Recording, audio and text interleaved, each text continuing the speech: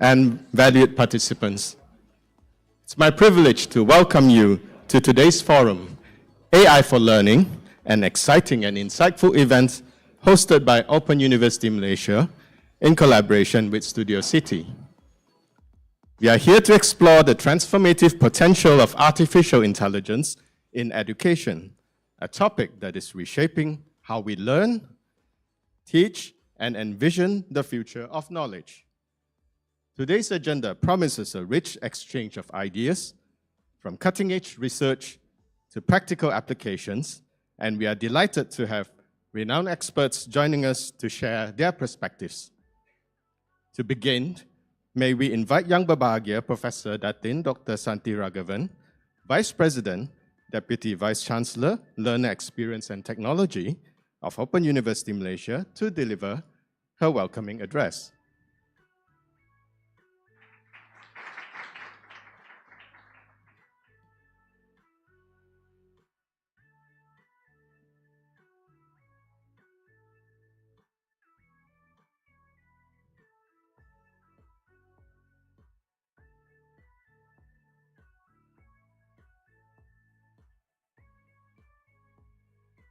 Our guest speaker, just hold on.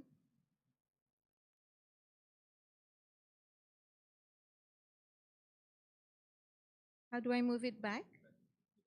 Okay.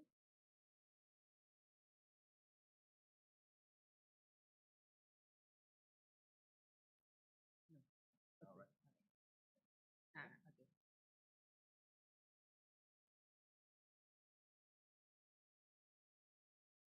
Our guest speaker, Mr. Chris Fitzpatrick, the General Manager for APAC and Middle East Studiosity,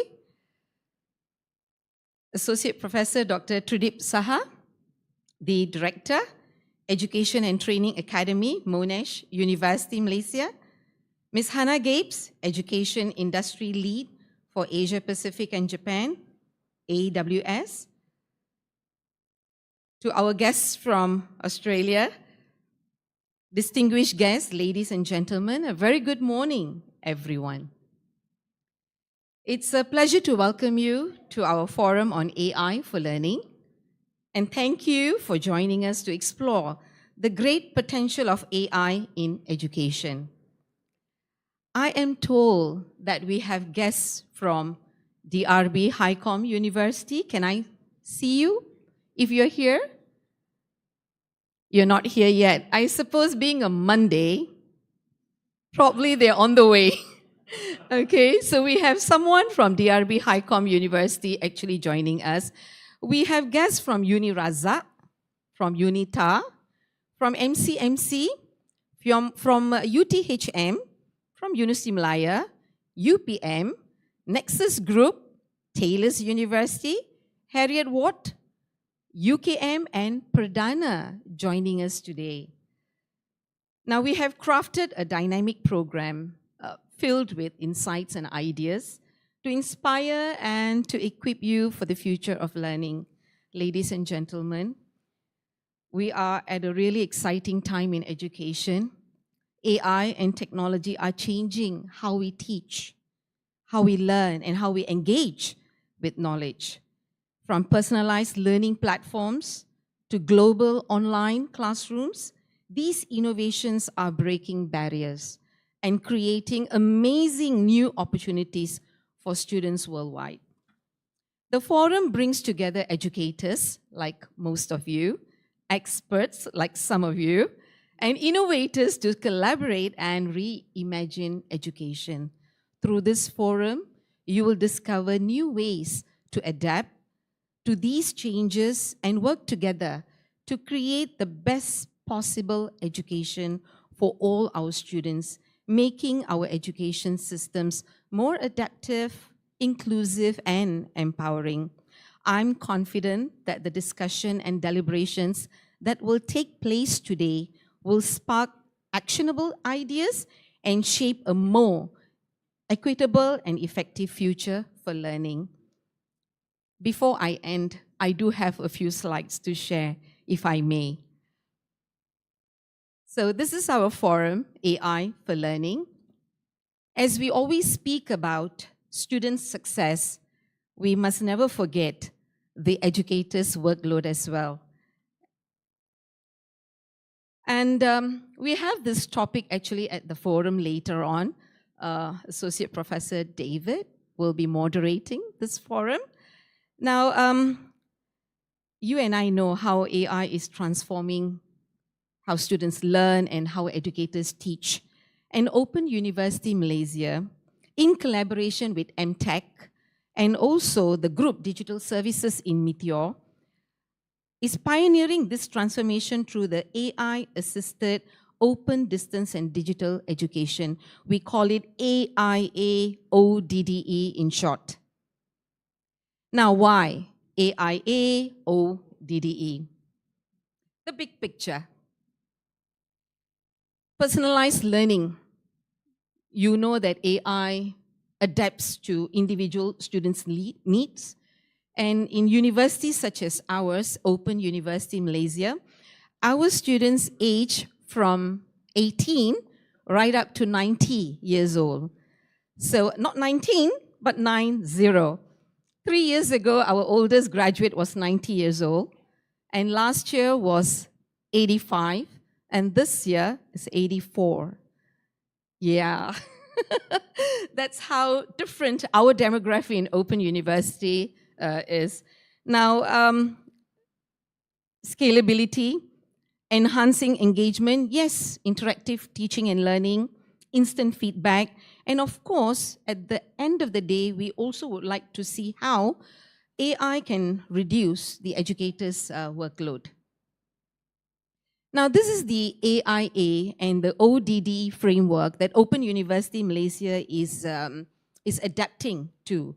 So if you look in the middle, we have the open education talking about inclusivity, flexibility, as well as self-paced learning. When you have a demography like ours, from 18 years old to 90 years old, of course, we have to look at the individual needs to education.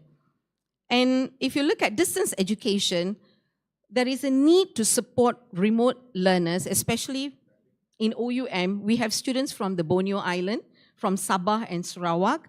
They are quite a bit in the interior where connectivity and technology may not have reached them. And I have to share here with our guests from outside of Open University Malaysia, we also have students in the prison. And we have one prison inmate who's graduating with a PhD next week. The first inmate graduating from a university with a PhD. So that's coming next week. So we have to sort of like match the kind of needs that these individual learners have. And of course, we have the digital education. So we have to look at the AI-driven analytics to optimize all the outcomes that the learners expect. Now, what are the benefits when we speak about AIA ODDE? Of course, it improves students' retention and success rate. In OUM, we have a retention rate of 86.8%. And the board of directors, last year in December, gave me something incredible to match. They want me to prove 98% of retention. Marlena is here and she's smiling. 98 is a ridiculous figure to achieve, but we will try. And in the when you speak about open universities worldwide, the retention rate is usually 60%, and here we are with 86.8%. And well, we'll try to get to 98 this year. So improving students' retention and success rate, of course, it reduces cost in multi-folds. We used to have 12,500 part-time tutors in our database. For tutors, we make use of tutors. We have about 100 full-time lecturers, but for teaching and learning purposes, we use part-timers, and we had about 12,500 in our database, and making use about 3,000 to 3,500 every semester. The rest, what do? They wait when their courses are delivered, taught, the following semester. But after COVID, after Open University Malaysia went full-time, online, 100%, except for selected courses on counseling and psychology, we are now making use of only about 750 part-time tutors, a huge reduction from the 3,500 that we were using once upon a time. And then, of course, we have the data-driven decision-making. Of course, we want the AI analytics to enhance our curriculum planning. The Malaysian Qualification Agency also look into this from time to time. And most important of all, as the leading provider of open and distance learning, we have to strengthen our reputation as an edtech leader. Now, I wouldn't want to go through all this, but what I like to share with you, these are the key AI-driven projects in OUM. First of all, we have the AI-assisted feedback for assignments.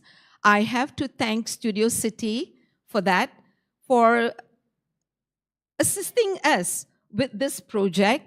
We started this somewhere in October last year, Dr. Nantha. We started in October last year, although we have been talking about it since August. We finally started it in October. It was right midway of the semester, September. We continued, of course, with a lot of hurdles, a lot of challenges, and we continued for the January semester, and it ends on the 30th of April this month. So we have the AI-assisted feedback for assignments, which we tested upon several of our courses as a pilot project. We are embarking on the second one, which is the AI-assisted tutor. We are having talks about AI-assisted customer relationship management. Those of you who are not from OUM, you might be wondering what ECRM is all about. This is actually a platform for our students to contact the university for just about anything. 2 in the morning, 3 in the morning, 6 p.m., when all of us are back home from the office, and when students have inquiries, they actually go to the ECRM to put up their queries, their complaints, their compliments. You know, convocation is coming up, so we'll be receiving a lot of compliments now. All the thank you notes, they all are collected in ECRM. And we have liaisons person in the different departments who will take care of these issues, escalate it to higher level perhaps, and they are supposed to answer within 3 working days.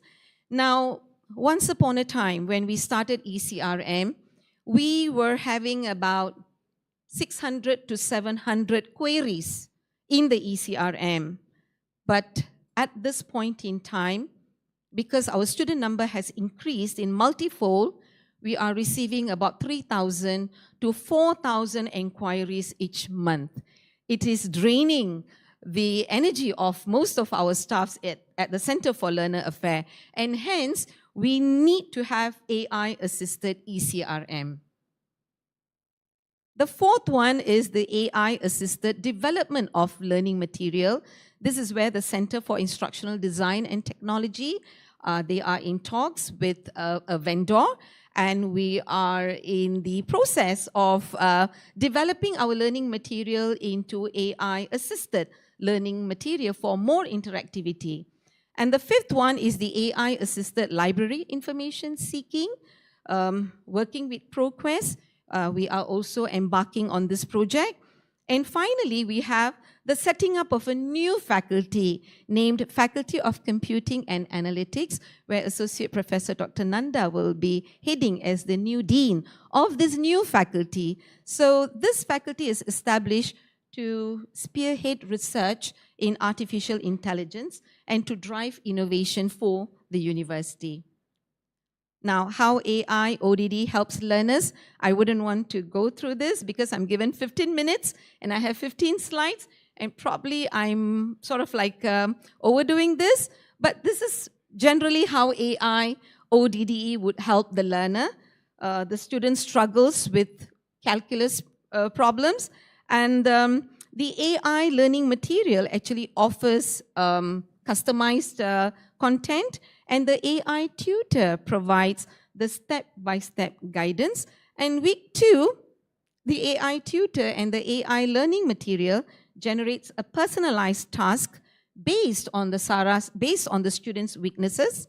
And in mid-semester, the lecturer or the AI tutor will review the analytics to identify what are the common student struggles.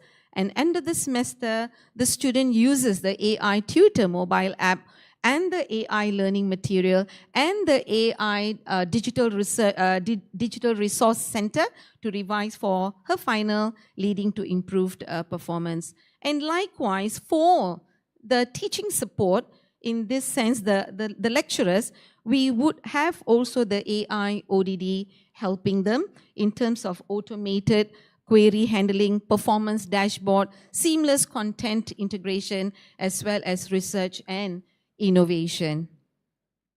Now, how do we measure success? As in most cases, we normally would want the student satisfaction and engagement survey to be conducted. Of course, we want a reduction in tutor dependency. They are not cheap, they are expensive. And cost efficiency in terms of just about everything. And of course, end of the day, we want to see academic performance improvements. Now, this is the scenario we all love to see. For those of you who are not from Malaysia, this is actually a cartoon from Lat. He is an established cartoonist since I was a little girl, and he always comes up with cartoons of what our lives were before. So this is how we studied in school, but all that has changed now. Now, it would not be fair for me if I do not introduce Open University Malaysia to those of you who are external guests here today. Now, OUM, we are special. We are private, but we belong to the first 11 public universities. Some of you are here. We are co-owned by University Malaya, by USM, by UIA, UKM, and all the 11 universities that were in existence in the year 1999. These are some of our milestones. And this year, the year 2025, we're actually celebrating our 25th Silver Jubilee on the 9th of August 2025. So these are some of our milestones. We definitely have more, but we've kept it simple for today. Now, e-learning is definitely green learning to those of you who are or who have not yet embarked on open and distance learning. I know most of you have embarked. This is some sort of a summary of what e-learning is all about. The processes are online, the support services are online, the discussion spaces are virtual, the assignments are paperless, submissions are also paperless. You don't have to see the lecturer to submit, you just upload it. Our digital material our learning material are digitalized and highly interactive, and our classes and examinations are conducted online with the blessings of the Malaysian Qualification Agency. Now, Thank you very much, ladies and gentlemen, for being part of this journey today. And I wish you all a productive and a fruitful forum today. Thank you so much.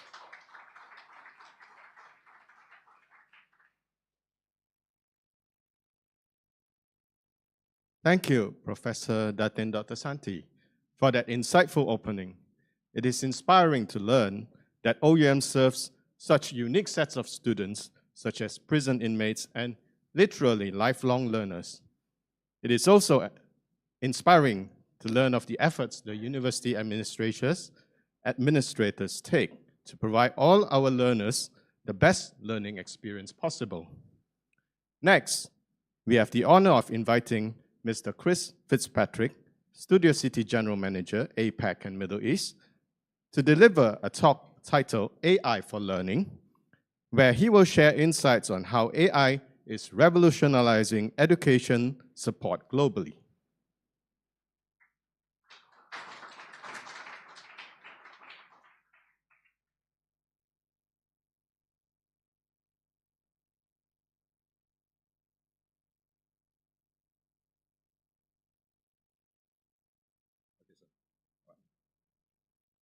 Thank you for that very warm welcome and good morning, everybody. And thank you, Prof. Santhi, for hosting us today. It's such a delight to finally be here. We've been working, as you say, for quite a while now. And at Studiosity, we're just so excited to be working with such an innovative institution, and we're learning a lot together, and we really appreciate that, so thank you. So I think the topic today is top of mind and extremely interesting for all of us in the room.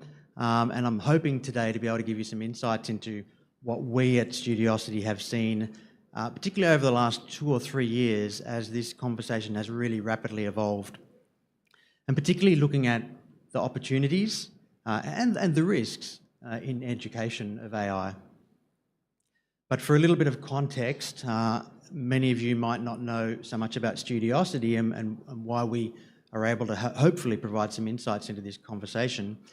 We are a company, I'm based in Sydney, we're an Australian company, but we work with universities all around the world and have been doing that for over 20 years now to provide academic support services 24/7 at scale to university students, really embedded and aligned with their student success strategies. So universities in Southeast Asia, OUM being one, our friends at Monash University in Malaysia we work with for many years, 80% of the universities in Australia and New Zealand, dozens of universities across UK, Europe, North America and the Middle East as well. So in my role, I get to talk to education leaders across all those different countries and hopefully been able to gain some insights into what they're thinking. And we do quite a bit of research as well into student sentiment, students' thoughts on various aspects of their student experience, and also surveying education leaders. And I'm going to share some of those insights with you today as well in relation to how they're thinking about artificial intelligence in education. A lot of the work that we do is informed by those conversations that we have with university leaders, and we also have an academic advisory board of senior academics from institutions across the world, former presidents and vice chancellors that we meet with regularly to try and help us understand the sentiment at the partner universities that we're working with. I'm not going to talk much about what Studiosity actually does today for students, but just in a nutshell, it is a student success platform that students access through their learning management system provided by their university. They can get help from an AI study assistant. They can connect to a real person on demand in real time to get help as well. They can get fast, formative feedback on their academic writing, and they can also connect to other students at their institution. So all of this is a complete ecosystem to help them thrive during their university experience. And as you can see, it's not just about AI-delivered services because, and I think we'll talk a little bit about this today, university is a fundamentally human experience. Students want a social experience, and being connected to the professionals and the teachers at their institution is still critically important in this conversation, as well as their other students. So I think if we pretend the world began in November, 2022, when ChatGPT arrived and the large language models really entered our consciousness in a meaningful way, I would say that first 12 months after that, the conversation that we saw amongst universities around the world was really very much focused on risk. What does this mean? What does it mean for academic integrity? What does it mean for teaching? How are we going to educate our teaching staff to engage with these tools in a productive way? It was very much focused on how are we going to deal with this. Now, we've seen that conversation evolve considerably since then, so that in the last 12 or 18 months, it's really shifted to thinking about opportunity. Actually, there's something here. There's something here that can help our mission to educate more students, along with our professional teaching staff, and to do more good. So that conversation really has shifted to, wow, what could we do? How could we use the technology in productive ways that will help us and our students to thrive? And I think Prof Santhi gave some really interesting insights into how OUM is exploring the different applications of AI and how it can enhance the experience for OUM students. And we're seeing that across all of our university partners. I think the other major theme that I've certainly seen and would share with you is as that shift has occurred from thinking about risk to thinking about opportunity, there's been a desire to kind of really grab the tools that are available. Let's take these tools that are off the shelf and see how we can use them. And that comes with some risk. And I'll share with you some of the things that we've seen, because most of those tools that you all see being produced by global organisations that are driving this, particularly the generative AI revolution, they've been designed for productivity outcomes. They've been designed to compete for the global search market online and the tens of billions of dollars of advertising revenue associated with that. So the purpose really is to provide a more efficient and productive outcome for the user. Mostly those users are in the workplace or they're in universities as staff members, where these tools can be very powerful in helping us to do our jobs. But they prioritise efficiency over learning. There's a risk that they will undermine the validity of degrees. Professional accreditation bodies, the bodies that are sort of accrediting your degrees to say, yes, we'll acknowledge these degrees from your graduates, want to make sure that your assessment processes are valid and robust. There's a risk that when these tools are unleashed, because we want to use them, not because they've been designed for learning, that they might actually undermine learning. And they focus on outputs rather than interacting with people. And we'll talk a bit more about the human elements that are critical to a learning experience. They're designed for a general audience. They're not designed for students. And they promote convenience over those really critical moments of self-belief that we all understand, particularly those of you in the room know how important that self-belief, sense of self-efficacy is in the learning process. It's not about that, it's about convenience. Fostering reliance on tools actually weakens critical thinking. If you think about the tools that we're all using today that we're actually starting to really love, I think, many of us, how much easier they can make our lives, they're actually designed, and from a commercial point of view, the commercial model is designed to continue to get your subscription month after month after month for the rest of your life. So they're developing a reliance on these tools because they give us some value. They actually help us do our job more quickly, and we're prepared to pay for them. But they're not designed to deliver a learning outcome and then say, right, job done. Very different model. And are there measurable outcomes for students? Understanding whether the student actually achieved a learning outcome is not a priority for these tools. And they scale convenience, as I mentioned. So a lot of the thinking that we've been doing around this topic has been informed by a survey. Well, we've done a couple of surveys that I'm going to talk about today. One of education leaders around the world. So I think across over a dozen countries, presidents, vice chancellors, deputy vice chancellors who responded to this survey, and a few interesting things came out, particularly about artificial intelligence. So we asked the question at your institution, how important is educator visibility of students' use of generative AI to the learning process? And as you would expect, 91% said it's either very important or important. So your students are using these tools, but do you have visibility of how they're using them and whether it's enhancing their learning experience or it's undermining their experience? So this sense of transparency and the institution having a control over that, how those tools are used and how they will enhance the learning experience is critical. To what extent is academically rigorous evidence of learning likely to influence your institution's adoption of specific generative AI technologies for students? Well, as you would expect, 51%, well, that's highly influential in our decision, and 95%, it's certainly important. But actually, that's not what we've seen all the time. I mentioned that rush to adoption of some of these off-the-shelf general purpose chatbots and whatnot. That's happened without an evidence base so far. That will come, I'm sure that will come. And one of the approaches that we've taken over the last 20 years is to work with our university partners to do the thorough, robust investigation and evaluation of different solutions. And you'll hear from OUM and Monash University Malaysia about that. But the desire for evidence has not always been backed up by actual evidence so far. We're in the early days, and I would encourage you to think carefully about how you evaluate all of these tools.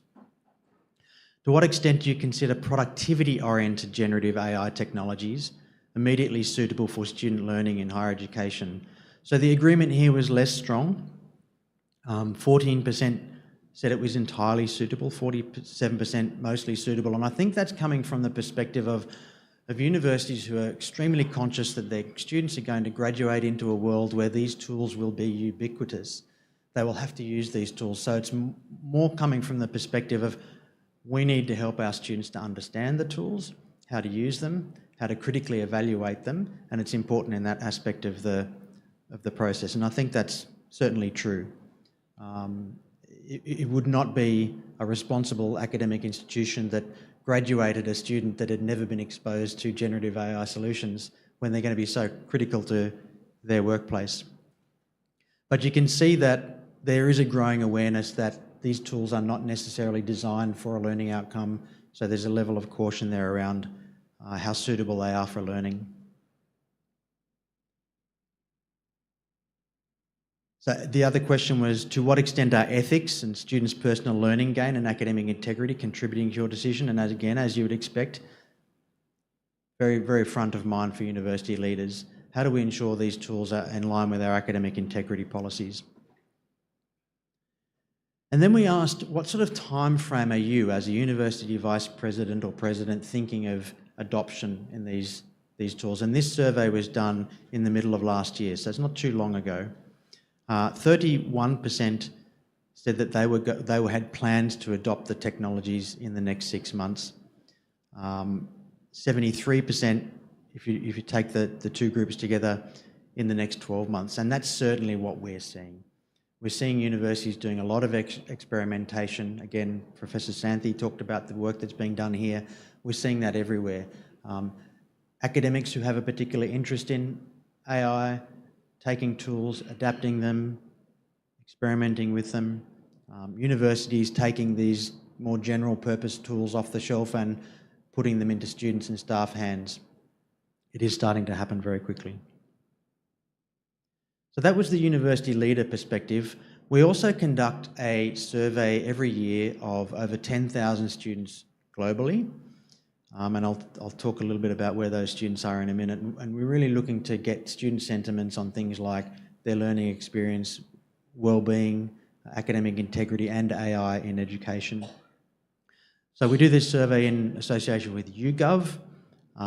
And as I said, over 10,000 students. We try to get a reasonable coverage globally of different education systems. We don't have any students at the moment in the panel from Malaysia, but we do in Singapore, UAE, Saudi Arabia, as you can see, Canada, USA, UK, New Zealand, Australia, and we're growing that pool of students that respond to this survey every year, and we'll certainly be interested in including some students from Malaysia next year. So a few of the questions that I'll share with you are the responses that related to student sentiments around AI and education. First of all, what are the expectations from students as to whether their university should offer AI support tools to students? And as you can see there, well, there's a little bit of a mixed story here. In most of the countries, the response was, yes, we do expect our universities to provide those tools with us. And I had a conversation earlier with Dr. Tridib from Monash, Malaysia, about some of the confusion that students have at the moment. They know the tools are there, they know they can be useful, but then they're being told, be careful what you use, don't breach our academic integrity policy. It's a little bit confusing. So yes, there's an expectation, and you can see that varies a little bit. We saw in Saudi Arabia and UAE, and Singapore actually, much higher expectation than we saw in some other countries. And then we asked, is your university adapting fast enough to include AI support tools for study? Again, slightly higher in Singapore, Saudi, UAE, about 50-50 in some other countries.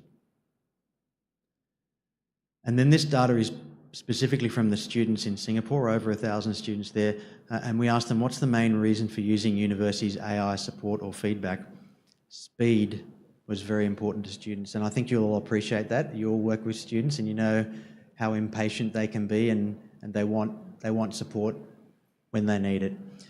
That's been a big part of Studiosity's reason for being, is being able to provide students with feedback in the moment when they're actually needing it, and that's reflected in this survey data. They want to be more confident, they want to be more competent as well. Obviously they're looking for support to improve their grades and skills. 10% said they don't want to be a burden to others, and this has been very much part of our experience. So university students that use our service quite often are those students that are not wanting to put their hand up in class, show that they might not know something in front of their peers. So they actually do value the ability to interact with a less confronting support service. And this is interesting. So this is the student's perspective on whether they feel confident that they are learning and improving their skills while using generative AI tools. 57% said they're slightly or moderately confident. 39% said they're very confident that they're going to get a learning outcome. But that's a large minority, I would say. So most students are actually not sure whether this is good for them or not in terms of their learning. I think they appreciate that it's a productivity tool. It's going to get me a result faster, but am I learning something? So they're seriously doubting that. And we actually broke this question down by student achievement. So students that had lower grades versus students who had higher grades. The students who were getting lower grades felt much less certain that these tools were helping them actually with a learning outcome. So they weren't confident about that. So with all of this input, we've developed our own set of guiding principles to help us to develop solutions for you and our university partners that will deliver the outcomes that are aligned with your mission, which is students who are learning, who are developing skills, who are going to be confident and able to thrive in the world when they graduate. The first one is we have to leverage AI's potential, and I'm sure in the panel discussion later we'll talk about a lot of this. Very early on, 2 years ago, there was a question, should we actually engage, the university is saying, should we engage with this technology or not? Seems crazy now that we were asking that question, but it was a serious question. Well, I think that's been answered. There's huge potential. We have to embrace the technology, but do it thoughtfully. It must be designed for a learning outcome. We need to be careful about just taking off-the-shelf tools that were not designed for a learning outcome, that were designed for convenience and productivity.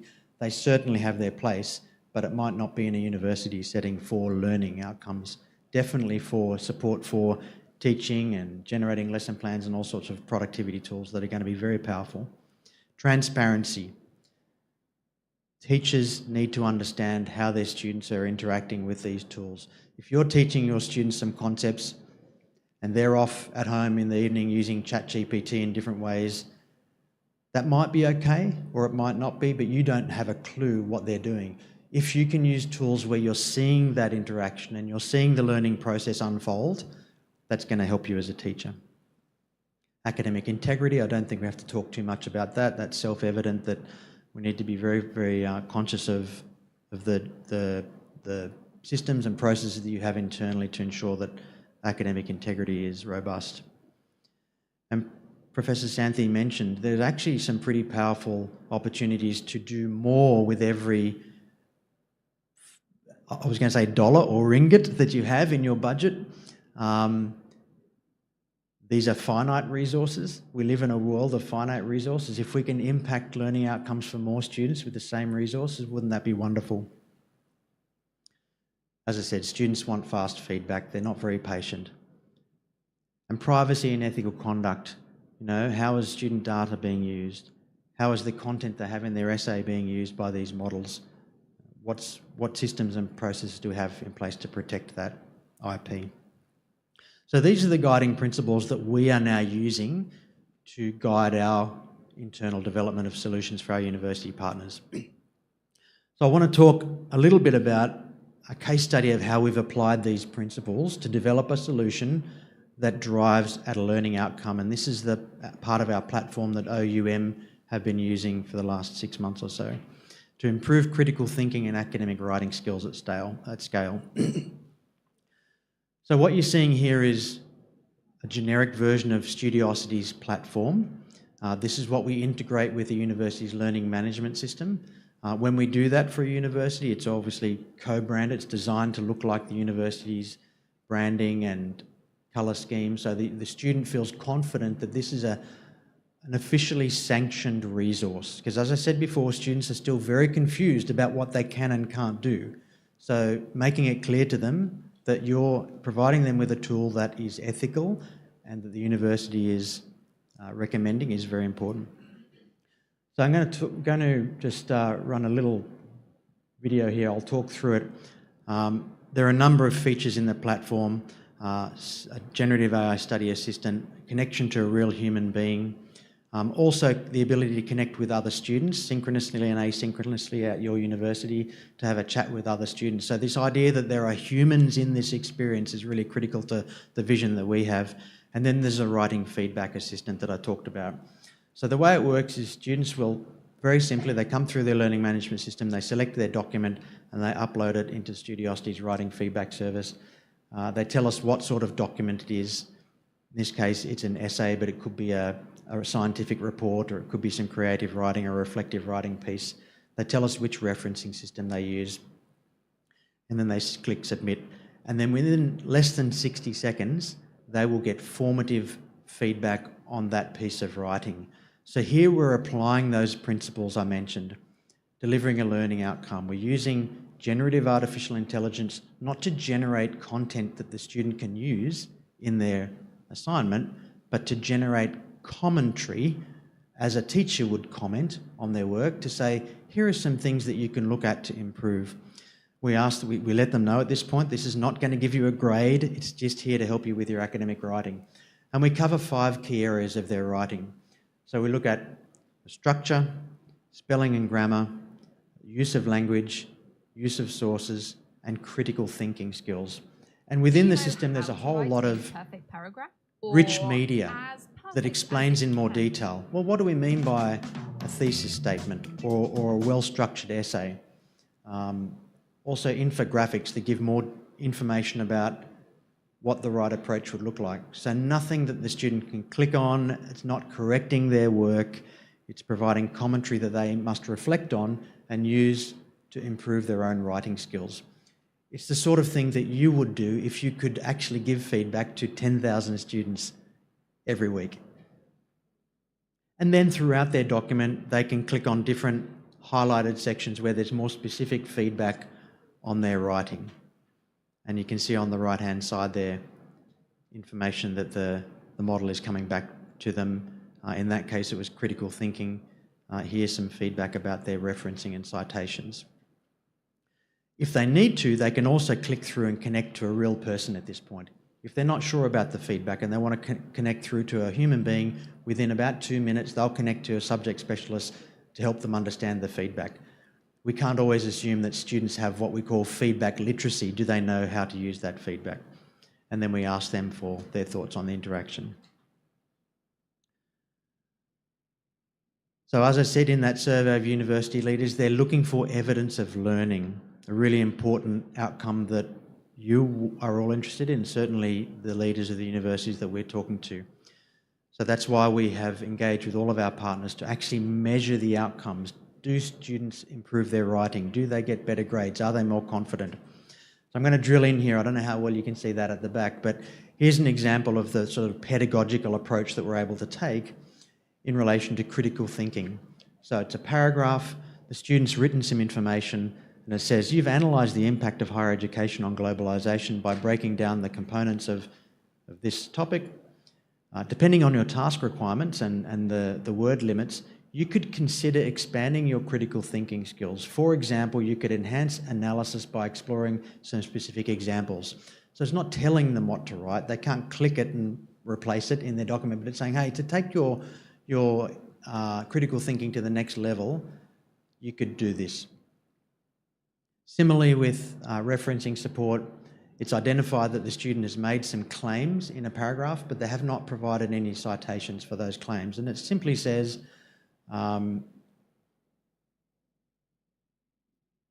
it would benefit from the inclusion of citations or references to support the claims you've made, particularly regarding the impact of specific technologies on student participation, saying, hey, this is what good practice looks like. This is what you should be doing. It's not telling them what reference to apply. It's not telling them what to write. It's giving them some feedback that helps them to understand what a good academic paper looks like. And there is evidence that this is effective. So the University of Adelaide, one of our long-standing partners, has used this service for about 18 months, did an evaluation, and one of their postdoctoral researchers found that it was a pedagogically sound and valuable offering. University of Bedfordshire in the UK acknowledged that students are responsible for implementing the feedback rather than automatically accepting the changes. So very much in line with their pedagogical and academic integrity policies. So the opportunity here is to build on things that we actually already know. Formative feedback we know builds confidence. Doesn't matter whether you're a university student or you're learning to play tennis for the first time. If you've got a coach that's telling you how to correct your stroke every time you hit the ball over the net and giving you specific feedback, your tennis is going to improve very quickly. The more iterations of that process that you have, the faster you're going to build your confidence in your skills. The other thing that's really critical, we did some research a couple of years ago now where we looked at some of the behavioural barriers that cause some students not to engage in the positive behaviours of the most successful students. I call it the why don't men ask for directions problem. It's a similar thing, I think. Some students, and you'll know this, they won't put their hand up in class. And I know this is different in different parts of the world, depending on the cultural situation, but I can tell you it's evident everywhere. There are students who will not acknowledge that they don't know something, they won't put their hand up, but when they see everybody else engaging in a certain behaviour, in this case, well, it's easy, I'll just get some feedback, click a button, they start to do it. They start to engage in the positive learning behaviours of the best students. And we know that one of the historical challenges of being able to provide feedback, you have people in your staff who are there to support students, but they can't support every student. We deal with universities that have 70, 80, 90,000 students. We're currently working with AIOU, Pakistan's largest university. They have over 1 million enrolments. It's all online university. If you had to give formative feedback regularly, many iterations to 1 million students, you just couldn't afford to do it. So it becomes something that is very much confined by budgets. When you have tools like this that are so scalable, you don't have to worry about that. You can just make sure that it's embedded in every student's everyday practice. So that's the opportunity. I also mentioned the results of this leaders survey that talked about the transparency, and I want to show you very quickly before I finish how we do that for our university partners. So each of our partners has an administrative portal, we call it our partner portal, where you can go in and you can see every interaction the students are having with the AI and the insights that come from that. So there's a lot of information about how satisfied are the students with the service, who's using it, how often are they using it, which features are they using more regularly, and whatnot. And again, this is all integrated with your own systems where you want to. So a lot of our university partners are taking this data and putting it into their business intelligence systems and marrying it up with student attendance records and grades and things like that. So which students have engaged, what time of day are they engaging, which faculties are they coming from, is one faculty seeking help more than another faculty? Perhaps there's an opportunity to identify one faculty where maybe there could be some more proactive citation referencing, academic integrity education to be done. The time of day data is very interesting. You know, when are my students engaging? And we see students engaging 24 hours a day, 2 a.m., 3 a.m. I think you have a lot of public holidays in Malaysia. We have a competition every year to guess how many students will use our service on Christmas Day. We all guess many thousands of students around the world are using the service. No, not everybody's celebrating Christmas, but that's an example of how powerful this can be when it's available 24/7. And we track how often students are going from our platform to your other services. So for Studiosity, the outcome is a student that is successful, and that quite often means that we need to pass them to some other service because they need more than what we can provide. So we'll do that and we'll tell you when that's happened. There's really interesting information about student learning gain as well. How confident are they feeling? And some of the data is there, you can see. We think ease of use is a really important metric as well.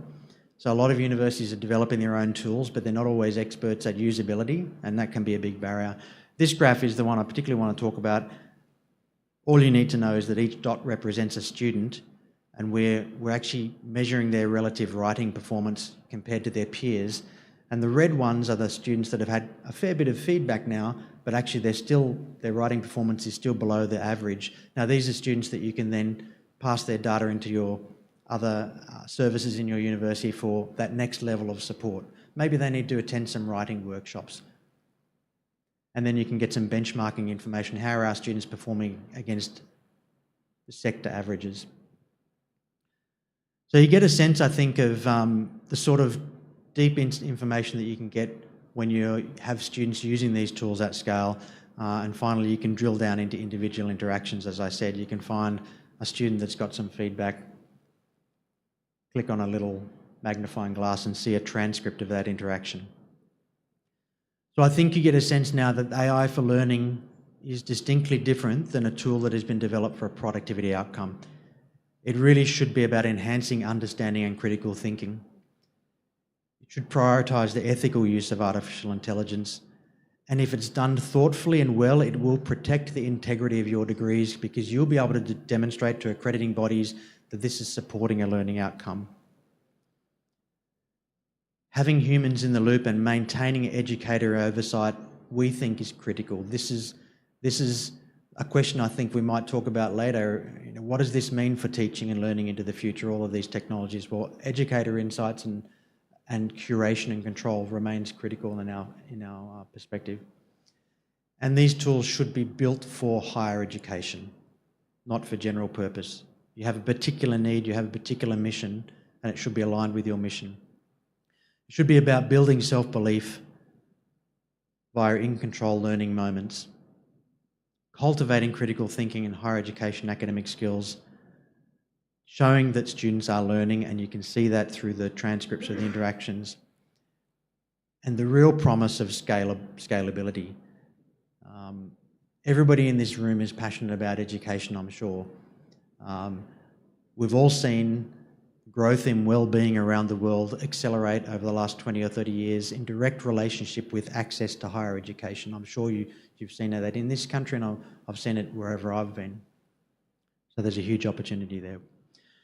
Now, finally, I just want to give you, there's a very brief video of the Vice-Chancellor of Greenwich, University of Greenwich in the UK. Now, this is an interesting perspective because you're going to hear later in this forum two perspectives from Monash University in Malaysia and the Open University of Malaysia. And Monash has been using Studiosity's wholly human-provided feedback service, and OUM has been using the generative AI version of our service.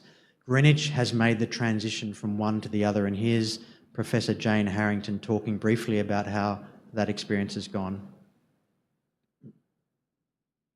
One clip, I'll give you one example as well. I had a student that actually came up on stage at graduation last week, and she shook my hand and she said, I don't know if you remember, but you gave me some advice and you told me to use all the tools that were available. I did, and look where I am now.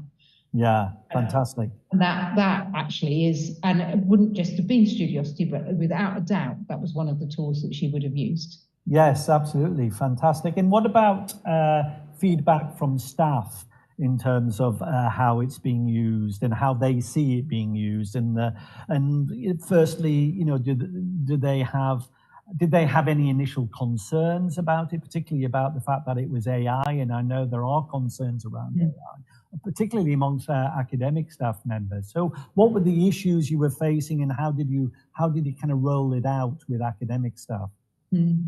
I mean, don't forget, we've had a long history of using Studiosity and people trust it. And that's probably the most important thing. So one of the things that staff, we did, of course, was we did the pilot because we wanted to actually demonstrate that it did work.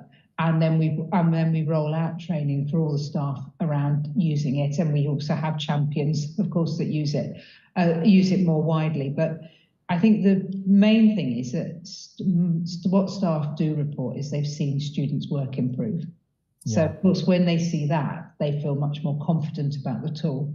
Also, I think the other thing is where you get some pushback is where staff feel it conflicts with what they're trying to do, whereas they don't feel Studiosity does. You know, they think the role of them as educators and the tool of Studiosity actually complement, not conflict.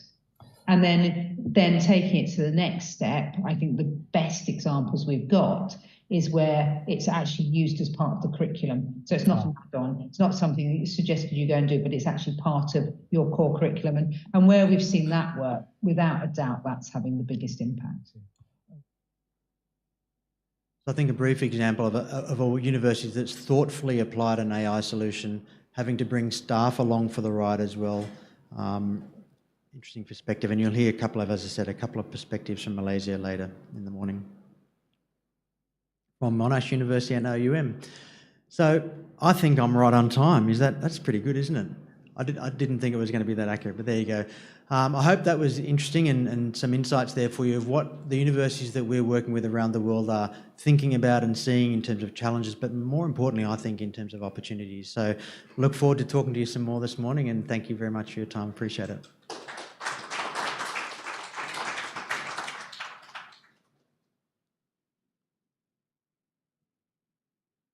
Thank you, Mr. Fitzpatrick, for generously sharing his views, findings, and expertise. Please join me in showing another round of appreciation for Mr. Fitzpatrick. Thank you, everyone. Ladies and gentlemen, your presence has made this forum a resounding success. Let's make it a memorable occasion with a photo shoot before we take a tea break. Our ushers are standing by to direct you to the photo-taking area. Refreshments will be served on level 3. The forum will recommence at 10:45 a.m. Please don't wander too far.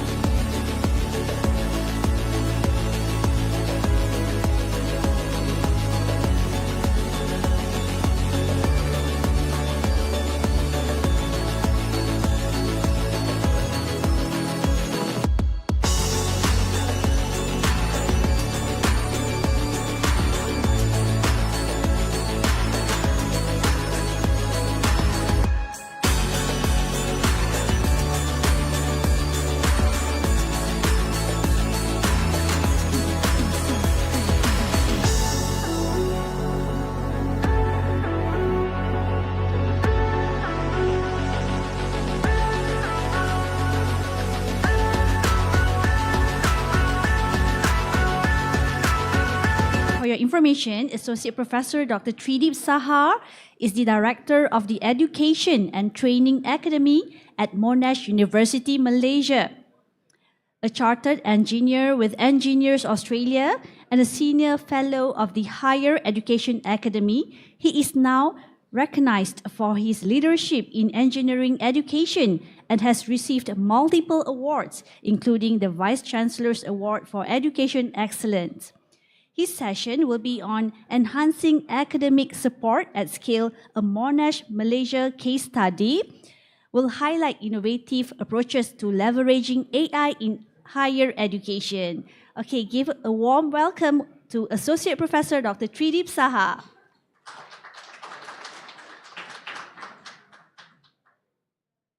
Good morning. I'll use a handheld mic if that's okay with everyone. Thank you.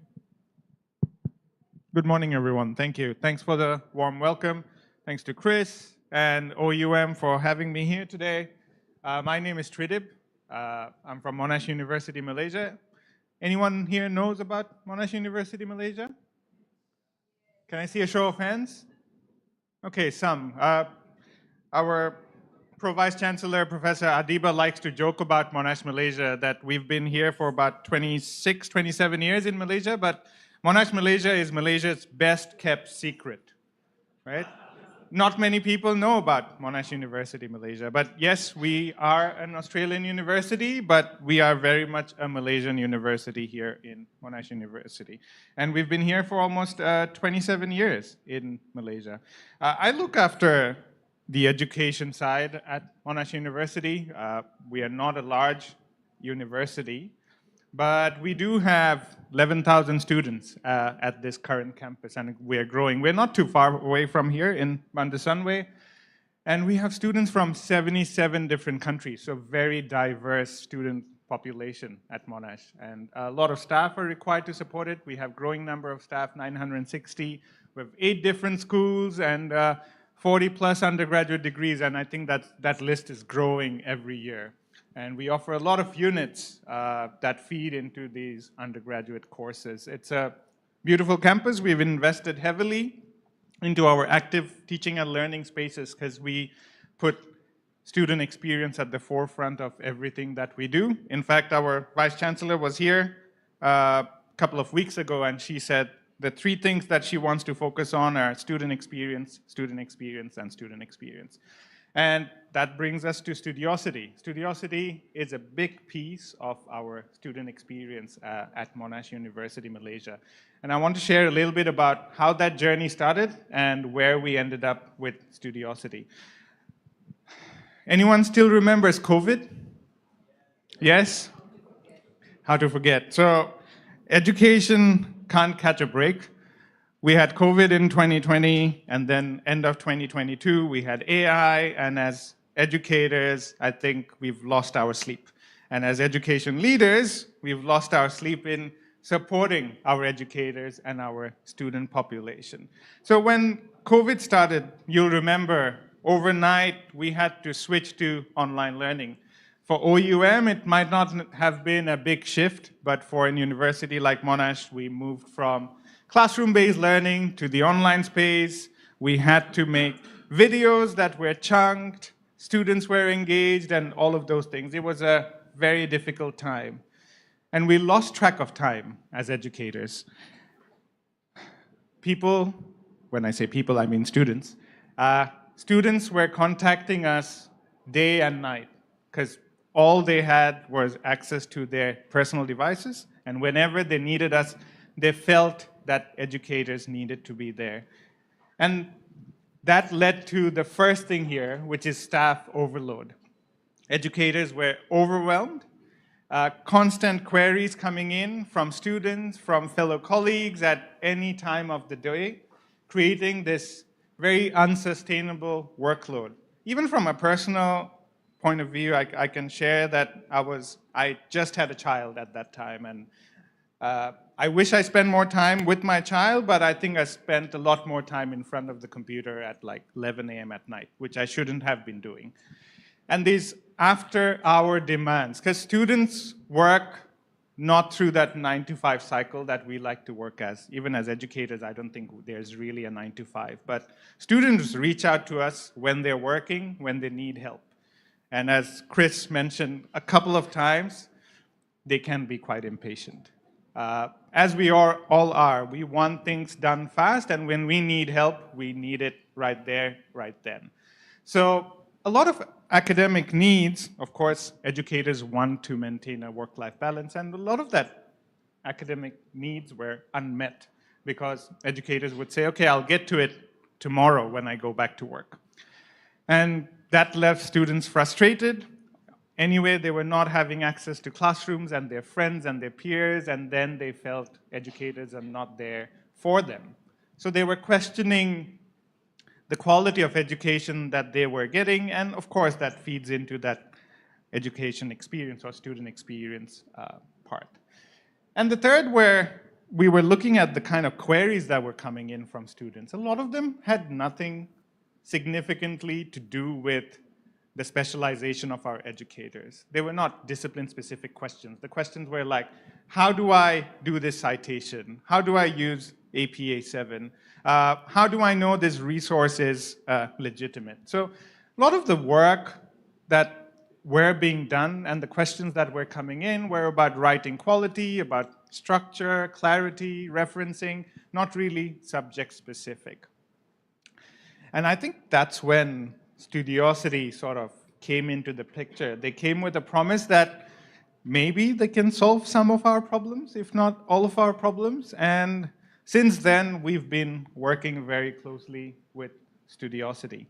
So we've been in partnership since 2021, and I think these numbers are quite recent. Almost over 10,000 students have been helped through the Studiosity service. I think Chris didn't really talk about this slide, but there are multiple parts of Studiosity.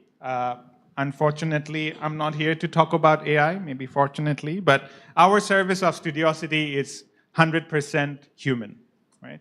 There are two services that we have access to. One is called Connect Live, where students can directly speak to a subject matter expert somewhere else, so that's Connect Live, and the other one is Writing Feedback. And that's the one students tend to use the most, right? And all of this is before large language models became prevalent and AI came in.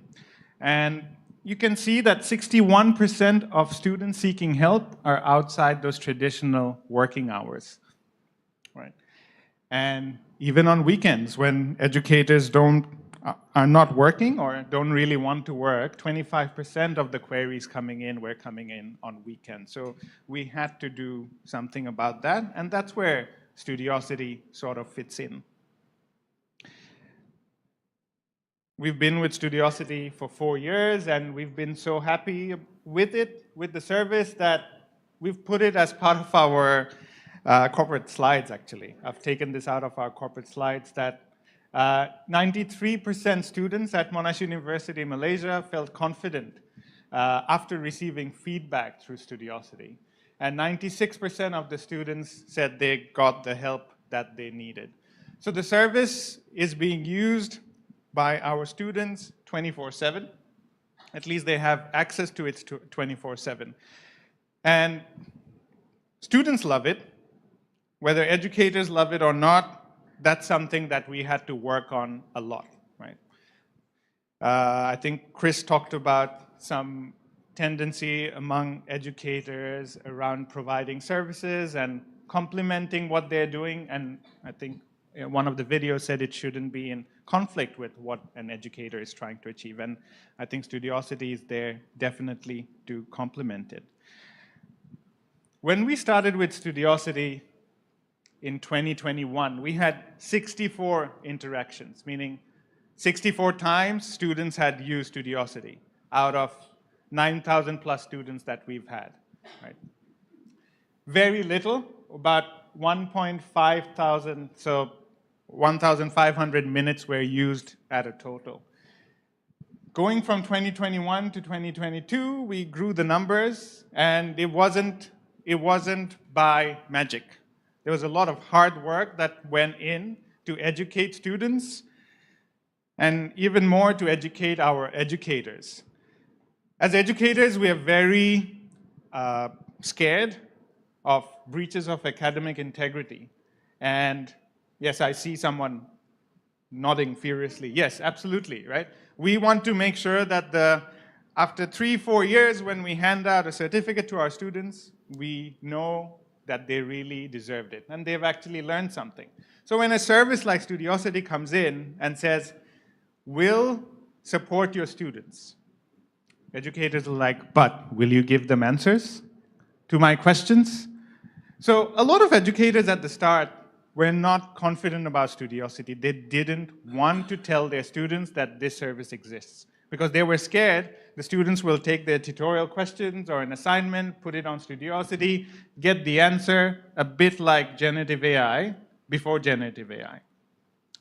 So a lot of myth busting needed to happen, right? That Studiosity's role there is not to give out answers.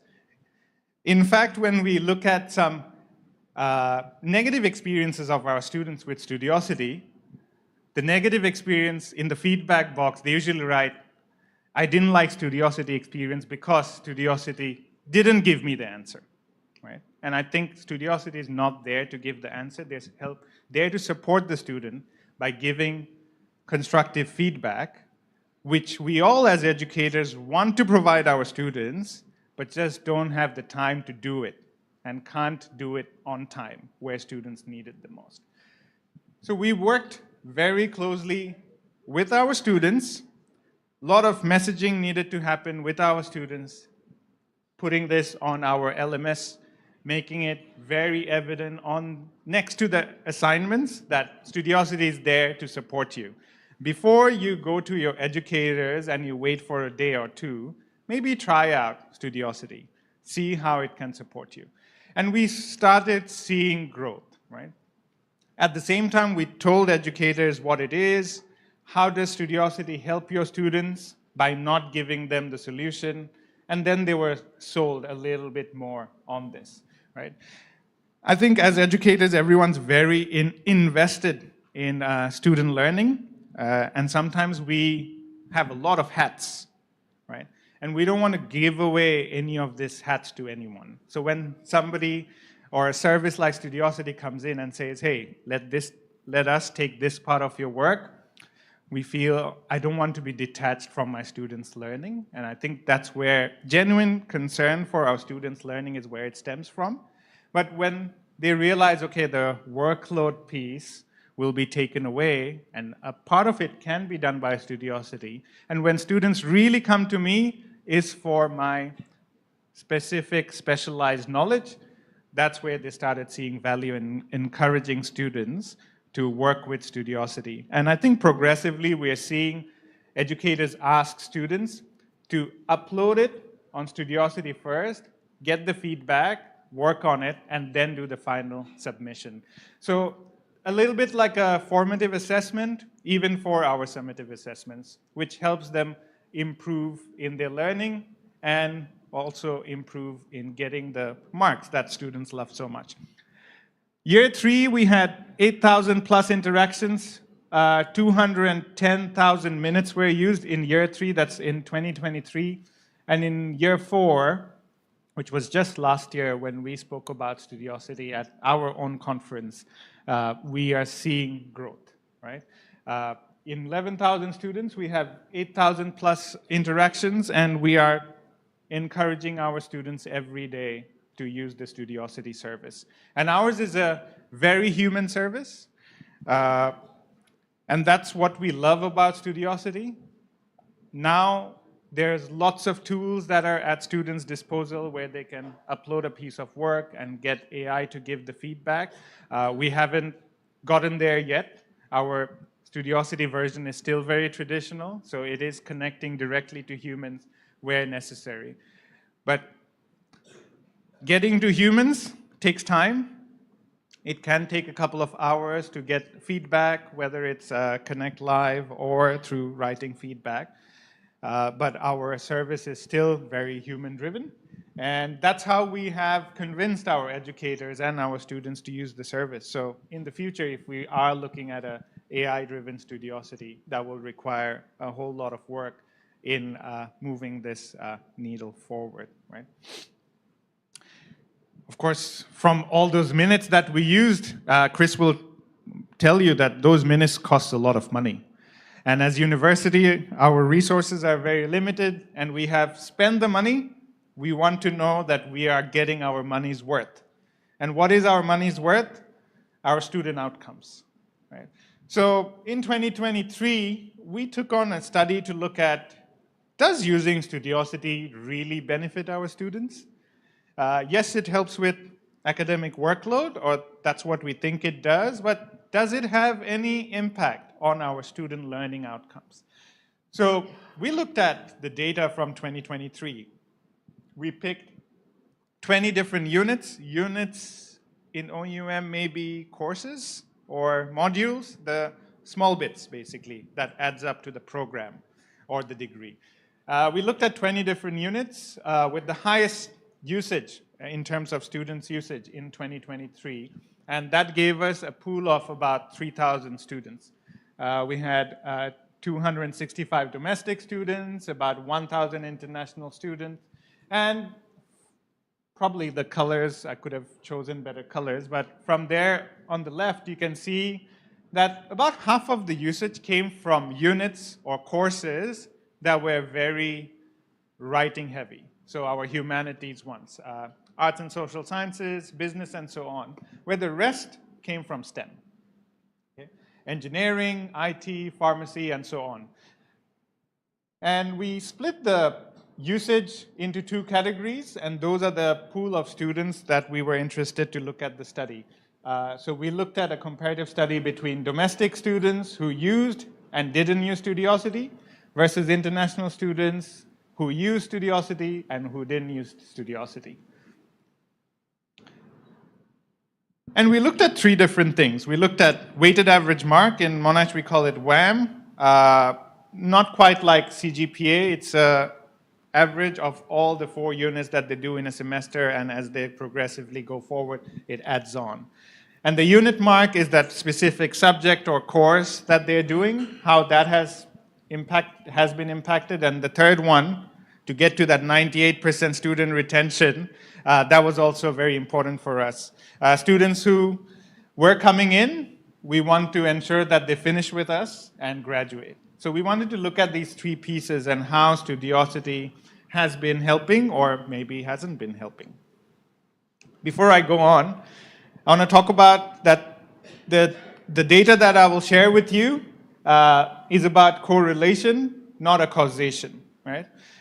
So there is a link between Studiosity usage and the student outcomes, but it's not causation. Yeah. It hasn't happened because of using Studiosity. I'll just share our key findings here. On the left is the weighted average marks, and on the right we have the unit marks. And we've done a lot of statistical analysis to see if there is a significant difference between students who avail the service versus students who do not. And for weighted average mark, you can see the difference is about, I think, 8 marks between students who use Studiosity and students who don't. 8 marks is a lot of marks, right? Students come and knock on your door, why didn't I not get that mark? So when they can use the service and get an 8-mark advantage, I think they will be very interested to get there. A similar situation is also happening when we are looking at unit marks. There's, I think, a 5 to 7 mark difference between students who were accessing this service versus students who weren't. So we've looked at statistical significance, we looked at the effect size, we looked at Cohen's d, we looked at chi-square test of independence, and all statistical analysis tells us the same thing. Students who use Studiosity are better off than their peers who are not using the service. So if I wrap up the benefits in 3 boxes, when we look at academic performance, I think it's very clear that students who were using the service had a higher mean and median weighted average marks and unit marks compared to their non-users. surprisingly, the benefits were enhanced for our domestic students compared to our international students. It wasn't by a long shot, but it was a couple of marks different. So our domestic students were getting more out of the Studiosity service than our international students, which I thought would be the other way around. And when we looked at the study in 2023, I think we've just had high numbers of usage. So I think the data wasn't enough at that point in time to make a link between correlation. So we looked at retention piece, which is also very important, but we didn't find a link between Studiosity usage and retention. We are redoing the study again in 2024 to look at if the impact is still sustained, and we also want to look at a longitudinal study. If I have been a user of Studiosity in my first year and in my second year, does that benefit me a little bit more than my peers who just use it once or twice in a semester? Now, Monash is an Australian university, but we are across the map everywhere.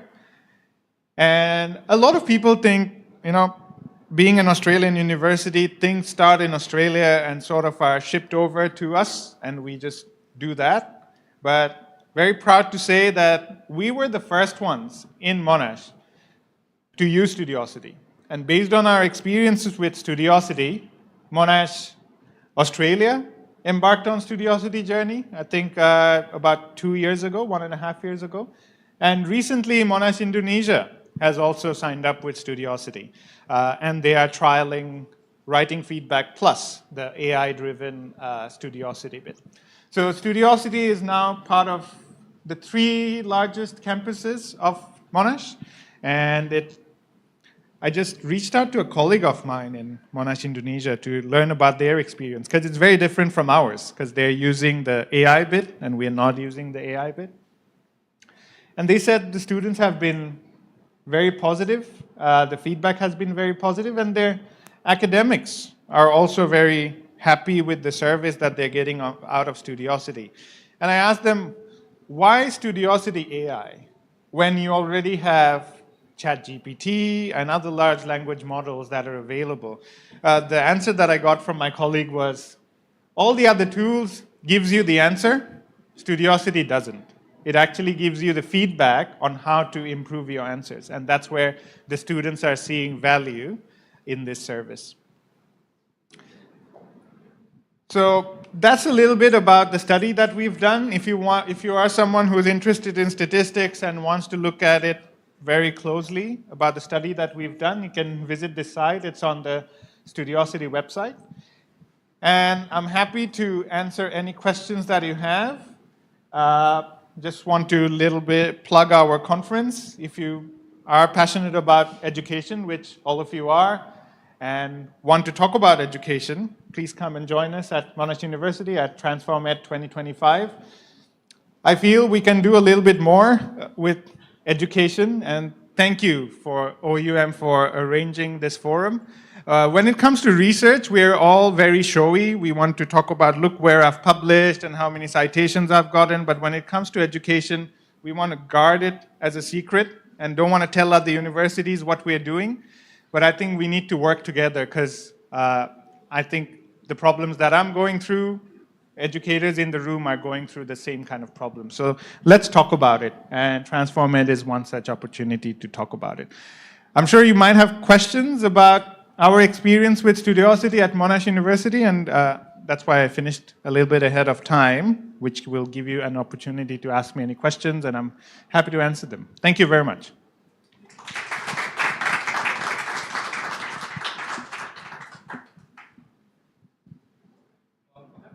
Yeah. You're obviously an evangelist for Studiosity. You're very convinced that it works for your university. But I was wondering whether the support model, have you ever tried to replicate it and do it in-house to support Monash students? Will that be financially viable? And will that perhaps yield better results? Very good question. So Student Services is a separate unit or a department that we have in Monash University. And then we have our individual educators who were providing support. So and then we have the Library and Learning Commons, who also does things around how to do citation, how to do referencing, and all that stuff. I think a lot of this was at different places.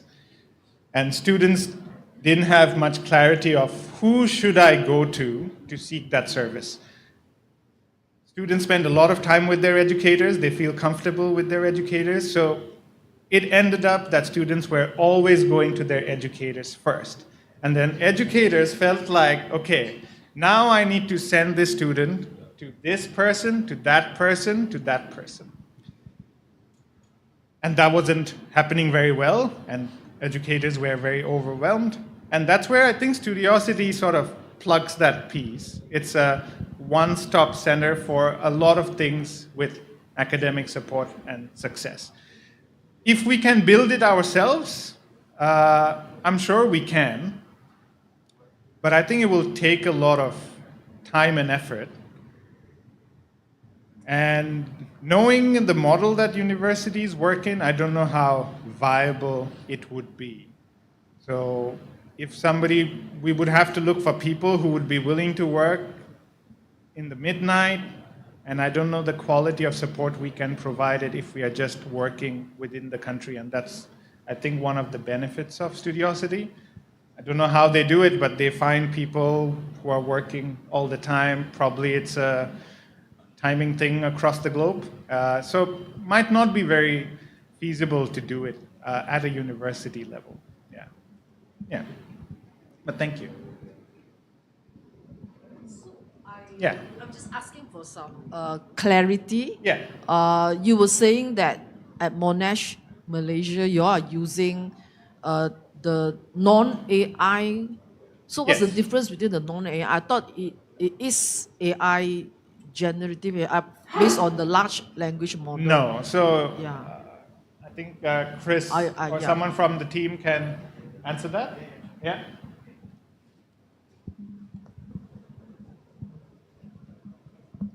Thank you.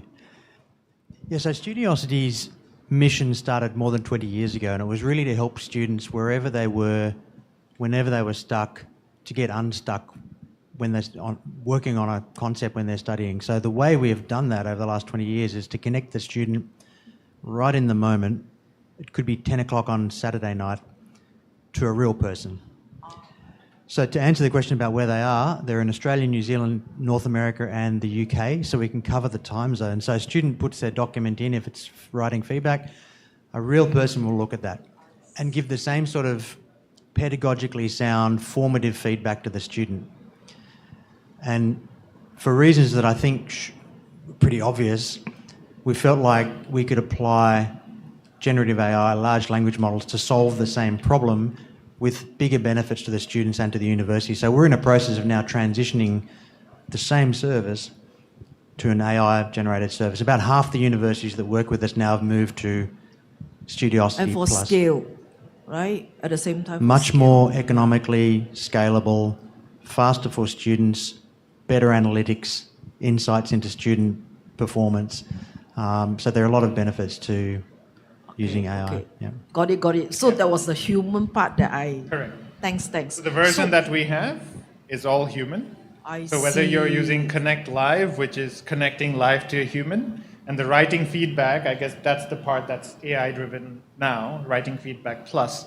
We're using writing feedback where an assignment or a piece of work is uploaded and a human actually reviews it and comes back with the feedback. Okay, got it. Thanks. So actually, I have a second question. The numbers that you're showing based on your studies, right? Do you factor in the fact that maybe by coincidence or in general, the group of students that's using Studiosity, they are of maybe they are more academically better off, or maybe more disadvantaged. So the outcome will be also based on the baseline, right? Yeah. So you also factored that in? To some extent. The study has students from different backgrounds and different weighted average marks. So we have students who have 47 out of 100 all the way to 90 out of 100. Yep. And we also looked at, should one interaction with Studiosity count as interaction? Because that's what we did initially. So we filtered it a little bit more. We looked at, okay, maybe only after 5 interactions we count those students into the pool. And however we look at it, the difference still remains. All right. Right? So there's still a benefit when between users of Studiosity and their marks, there's a correlation versus those who don't. Yeah. Again, this is not a causation. It's not because they have use Studiosity they ended up there, but users of Studiosity and the marks are correlated. All right. Thanks. Yeah. Thanks. Thank you. Yeah. Hi, I'm Sophia from Taylor's University. I really enjoy your presentation. It's very insightful, especially seeing the data with regards to the student collaboration in terms of the marks. Yeah. But from I have a few questions here. Yeah. The first question here, as I understand, when students submit the work, there will be someone who provide the feedback. So how does it reduce the workload of the academic? That's one. And second question is when you mentioned that Monash Malaysia is the first one using it, followed by the rest body of the Monash. Yeah. So how, in terms of the direction, how do you get the lecture students to do it? Is there a directive? Is it optional for lecturers to use it for their modules? And lastly is whether there is a regulation or policies that's set by Monash Malaysia to regulate how the use of this tool. Okay. Thank you. The first one was. What was the first question? Let's go one by one. Like, how does it reduce the workload How of does the it reduce the workload? Okay, very good. So when a student submits an assignment piece, as an educator, you have to read it, and sometimes we are very frustrated with the quality of submission that comes through. What has happened since using Studiosity and speaking to our educators, now that first submission, which should have been a first draft, doesn't go directly to the educator. It goes to Studiosity. So someone in Studiosity reads that piece, provides feedback on how the student can improve those parts. Students work on them, and then we are seeing progressively better quality, and you might see this with large language models as well. The work that gets submitted is a little bit more polished. So as an educator, maybe I don't need to comment on the referencing style, or maybe you should have written it like this or that, because that's already sort of being taken care of by Studiosity. Now, as an educator, I can focus on, okay, this part, this technical bit, you could have done differently, or this is my comments on your technical bit. So it's not about the structure of the writing or referencing and those kind of things. So the quality of submission that comes through is a little bit higher quality. As an educator, then I have less work to comment on those parts of things. Yeah, it's not to say that they're not then reading the whole piece. It still needs to be done, but I think the focus is a little bit more shifted. That's to answer question number 1. Question number 2 was, how did we encourage students and educators to use it? Correct, because universities subscribe to it, they have to pay for it. So how do you make sure all lecturers or all students use it? Yeah, so as I briefly mentioned, we've taken a couple of steps to get this done. The first thing we thought was on our LMS, which is Moodle. Wherever the assessment tab is or an assignment tab is, on top there's a Studiosity banner. So students know when they're in an assessment page or assignment page and they might need feedback, they can just go to Studiosity with a click of a button. So that's number 1, visibility in all the units that students are studying, and this is not opt-in basis. All units that are offered in Monash Malaysia will have that banner on top. That's number 1. Number 2 is working with educators. So we've done a lot of communication and a lot of work with our educators to talk about what it is and what it isn't. As I briefly mentioned, if this is doing the students' work, then educators don't want to encourage people to use it. But if it's providing support and feedback, which educators can't provide in a timely manner, then the educators see a value in this. The other way we've done this is we do have a mid-semester, actually not even mid-semester, it's early semester feedback survey that we do. And one of the questions that we have around it is if, as a student, you're being encouraged to use Studiosity, or do you know about Studiosity?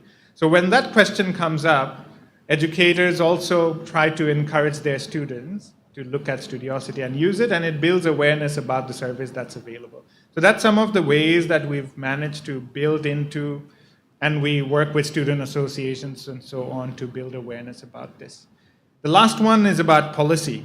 If any university has any policies, Monash would probably be number one. There's lots of policies and procedures, and yes, we are dealing with student writing, intellectual property, students' names, and I think Studiosity is a very established brand, and it has done everything to do with data and ethics and so on.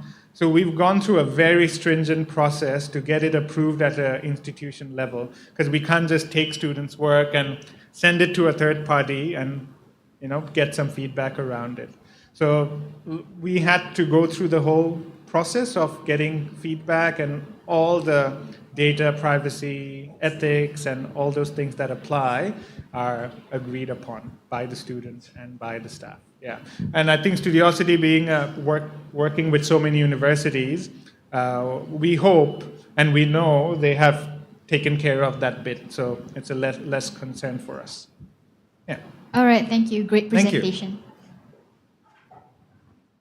I think I can take one last question. Hi. Very good morning. Morning.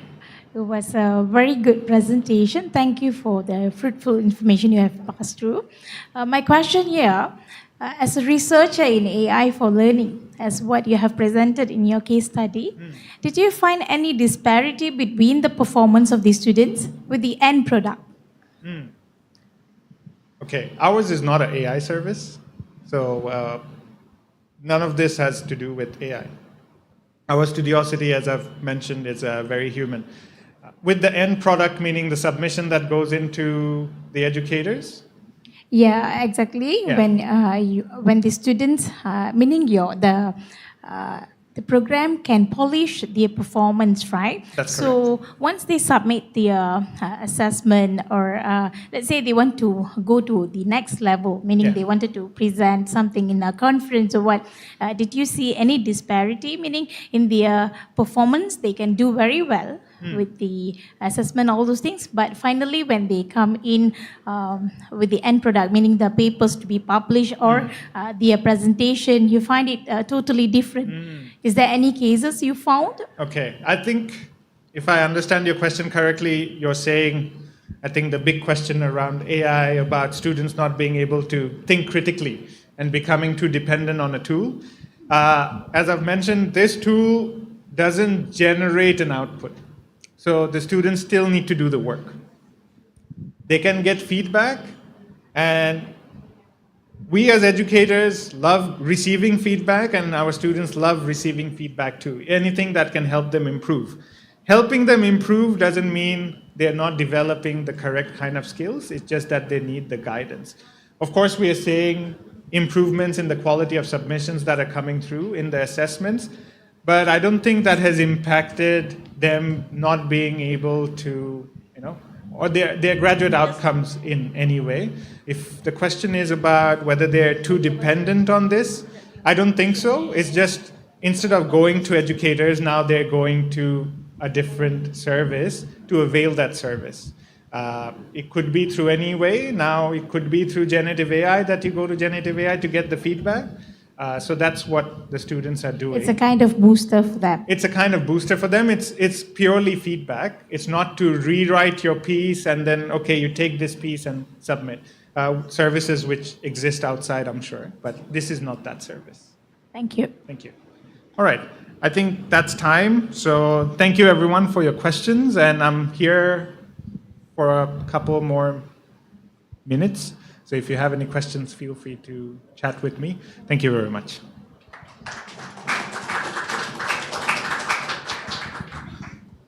Thank you, Associate Professor Dr. Tridib Saha, for that enlightening presentation and also questions from the floor. Up next, we have a presentation from Open University Malaysia on AI for Learning Solutions, research findings on AI-assisted feedback for assignments, delivered by Associate Professor Dr. Nantha Kumar Subramaniam, Deputy Dean of the Faculty of Technology and Applied Sciences at Open University Malaysia. May we welcome Associate Professor Dr. Nantha on stage.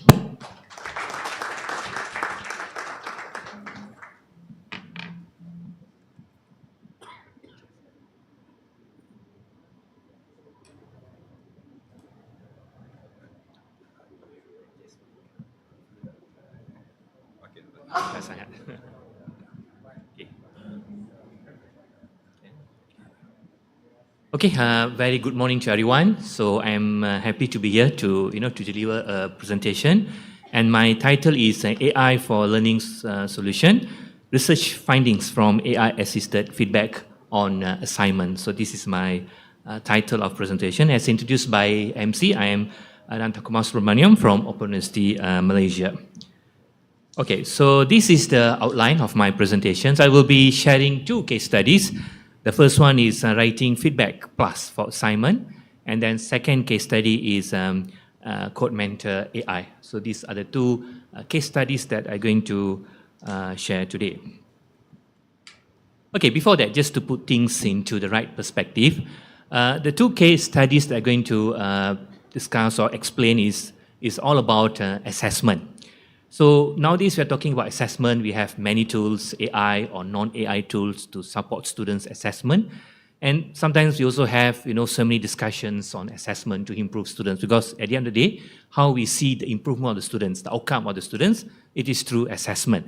So assessment in education basically refers to the inferences made about students' behavior. Sometimes it's not about their cognitive and also about their affective and also psychomotor achievements. And there are three types of assessment: assessment for learning, assessment as learning, and assessment of learning. So these are the three main types of assessment. I believe educators here are aware about these three types of assessment. And when we talk about assessment for learning, it enables teachers to use information about students' knowledge, understanding, and skills to inform their teaching. It's basically, giving feedback to the students based on, what they have marked or graded. Then we also have the assessment as learning, which is very prominent in online platforms. So it involves students in the learning process where they monitor their own progress. For example, we ask them to do quiz and we give them immediate feedback. So that is a form of assessment as learning. And then we have assessment of learning, the summative component, where the students will take the exam towards the end, where it will, will inform their overall achievement for that particular units or grades. So these are the three types of assessment. And of course, all these assessment, these three types of assessment are important. But here in this presentation, the focus here more on the assessment for learning, in particular, also known as formative assessment, which is, at OUM is typically delivered through assignments. Other universities, you may have mini projects, you may have presentations and so on, to support the formative assessment.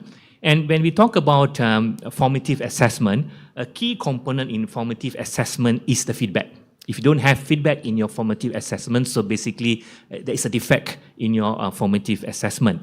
And good feedback promotes learning, no doubt about it, because when you give or the educators give a good feedback or effective feedback to their learners, so it will give opportunities for the students, to learn and also to engage with the content or with the instructional materials, and which eventually lead to, their own self-reflection and their own self-development with regard to the academic materials they are focusing on.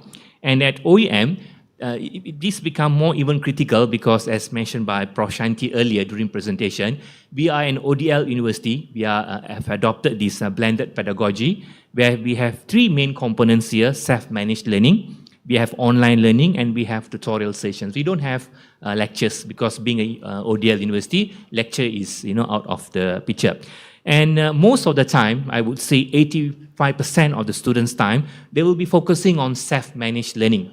We will give them interactive materials for them to support this self-managed learning. On top of that, we have an online learning platform or LMS. Ours is Moodle-based, where if they have any questions, they always can log in and interact with the, the instructor or their tutor. Of course, this is not immediate kind of feedback they will receive from the educators, but the support is there. And we have tutorials, very limited tutorials. Normally at OEM for undergrad courses, we have 8 hours per course. And for for postgrad, we have 10 hours tutorial per course. So it's quite limited. So most of the time, the students will be, focusing on self-managed learning. So in order to address all the issues that I mentioned earlier, delayed feedback, where students are alone, especially in the ODL environment. So we have, I'm going to share 2 case studies, as I mentioned earlier. The first one is about Writing Feedback Plus, which is similar to what was adopted by Monash. The only difference is that ours is AI. It means the feedback given by the system is AI, from AI system, whereas from the Monash is basically from human. Okay, so that's why ours we have Writing Feedback Plus. So it is an AI support. And I would like to thank Studiosity for the support given by them in order to deliver this system. So Writing Feedback Plus, or in short WF Plus, is university-approved Studiosity's AI tool designed to enhance academic writing skills development. Of course, any new tools that you want to introduce our students, we need to get approval from the management. So once we have obtained the approval, so we manage to deliver to our learners. And the university provides Writing Feedback Plus for not for all the courses, only for selected first-year undergraduate and postgraduate students to assist them with their assignment. We have deliberately chosen first semester or first year courses because these are the critical year for the students, because we have to make sure they are in the system, they feel confident in their studies. So that's the reason why we have introduced this Writing Feedback Plus system to first semester or first year students. And as mentioned by Dr. Tridib a while ago, Writing Feedback Plus has reduced turnaround time. It offers high quality ethical feedback because it's not giving answer, giving some feedback or ideas to the learners to improve their assignment. And it can be, the response is basically within 2 minutes, and it ensures faster and more efficient support given to these students. And how does this Writing Feedback Plus review the assignments, as mentioned by Chris during his presentation? This system will go through the student's assignment draft and check the structure of their sentence, the paragraph, the language, and also the critical thinking elements put forward by the students in their draft, referencing, spelling, grammar. So these are the main constructs or dimensions that will be looked out by this system. And with regard to the report, there are 2 kinds of report produced by this system. The first one is summaries report, which will provide explanation and condense the information to offer clear understanding or reference for the key points highlighted. And then there's another report known as a highlight report, which will identify the key points in the text, drawing attention to the specific ideas or details. As far as we are concerned, our students are working adults. So they have the experience, they have the knowledge. And based on our experience, they have the knowledge, they have the facts, but they always struggle to put the answer in a proper structure or in a proper perspective. So that's how this Writing Feedback Plus comes into the picture to assist them in order, to have a proper structure, proper referencing, and so on. Because most of the time, for example, our students, they love to create their own referencing format. For example, nowadays we're talking about APA 7. They may have APA 10, APA 20, their own referencing format. So this system will help them. And good thing about this system, there is an option for the students to select the kind of referencing format they want. Because there are so many, they are APA, they are Harvard, and so on. So there is a choice for the students, to select. Of course, at OEM, we go for APA 7. So how the students can access this Writing Feedback Plus from our system. So this is the course page for one of the courses that we have selected for this project. This is Principle of Management. So you can see there is a tab there with the yellow background. We just purposely make it prominent just to entice the students' attention. So the minute they click the tab, so they will given the access to this writing feedback plus system. So different courses will have its own course page that will have the support to provide the access to this system. And we have started to implement Writing Feedback Plus from Studiosity since October last year. So that was pilot last year, October. And starting this semester, the current semester is January. So we have implemented for 12 subjects, as you can see on your screen. Mostly undergraduate subjects and some postgraduate subjects. And all these most of them are first semesters, or it could be in the first year offering. So this is an example of feedback from AI feedback in the form of summaries, because earlier I mentioned the report from Writing Feedback Plus could be in the form of highlight or summary. So this is summaries, and this is an actual submission, draft submission by the system. Of course, we didn't reveal the name of the student. And this is highlight, where it will highlight some important ideas for the students to look out to improve their assignment. So these are the two types of report produced by this system. And some analytics reports taken from Studiosity. So we had 1,249 unique students access this platform, and the average return time was 1 minute, 11 minutes. Because when the students submit their draft, they press the submit button, of course they won't get the feedback immediately, because some back-end process need to be followed in order to get the response. So the average time is 1 minute 1 minute 11 seconds. It won't go more than 2 minutes. So repeat usage. Of course, you can see most of the students, they submitted the draft once.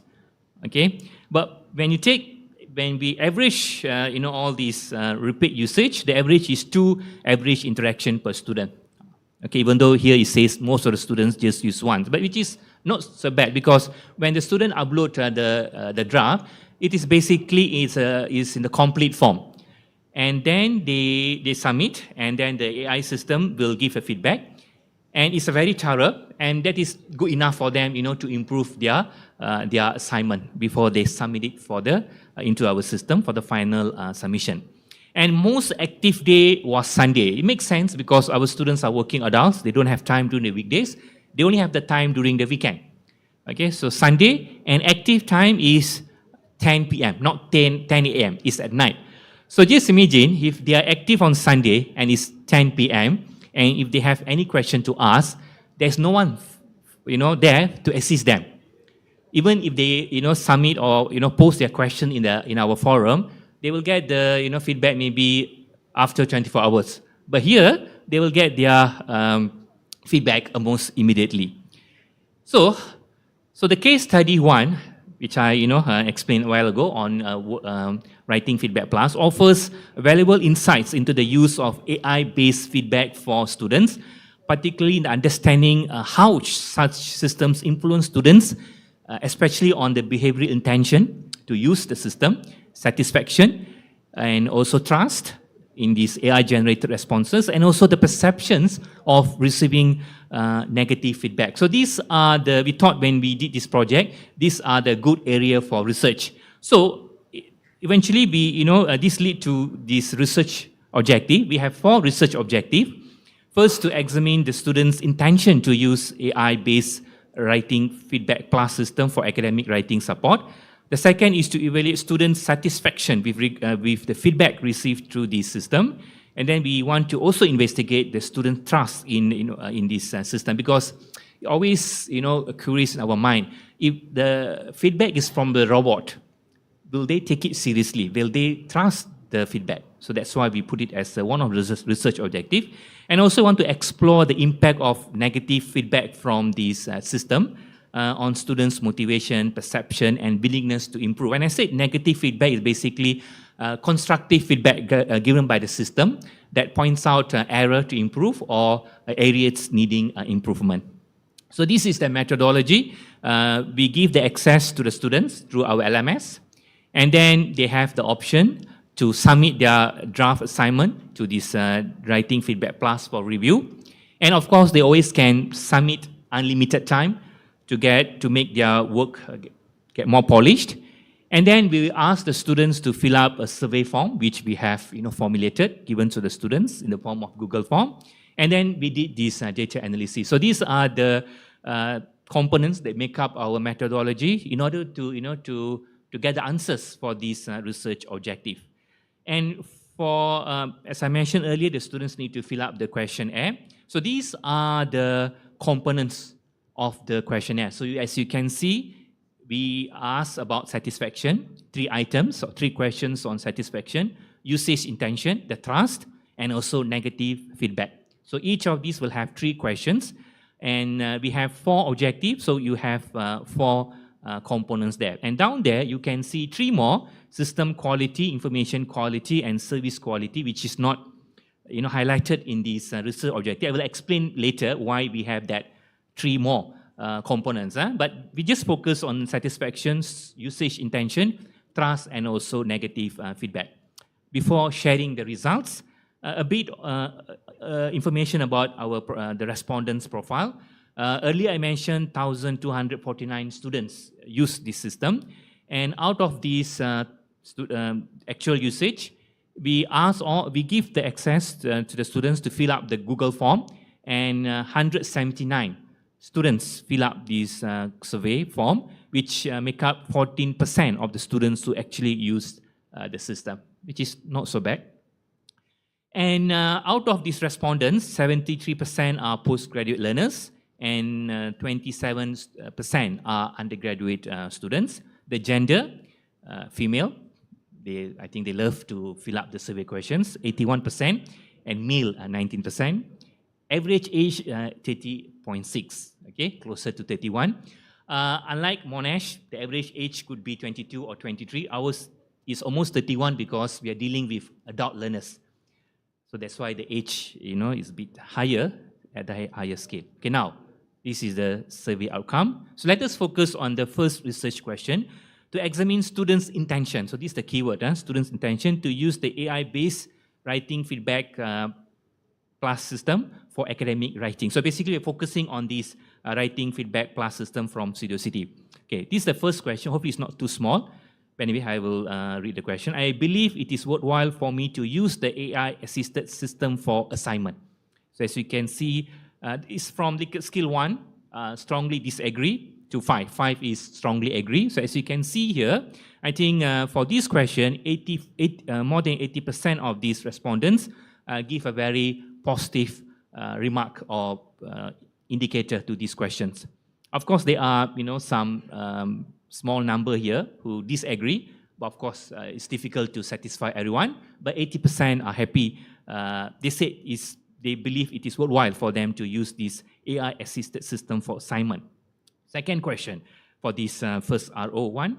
Based on my experience, I am very likely to use AI-assisted system for assignment. Again, very good feedback from the learners. I think more than 75% of the learners, they said likely, they were likely to use this system. And then the last question for this RO1, I plan to use this system for assignment very often in future courses, if given the access to this system. Again, majority of the students, I think it is almost 80%, they say they will use it if given the opportunity, they will use it for their future courses. Now RO2, we want to look at the students' satisfaction with this system. Okay, so for this first question of RO2, I think the AI-assisted system for assignment very helpful. Yes, majority of them said it's very helpful. And then the second question, I am satisfied with the performance of the AI-assisted system for assignment. Okay, almost 80% agreed with this question.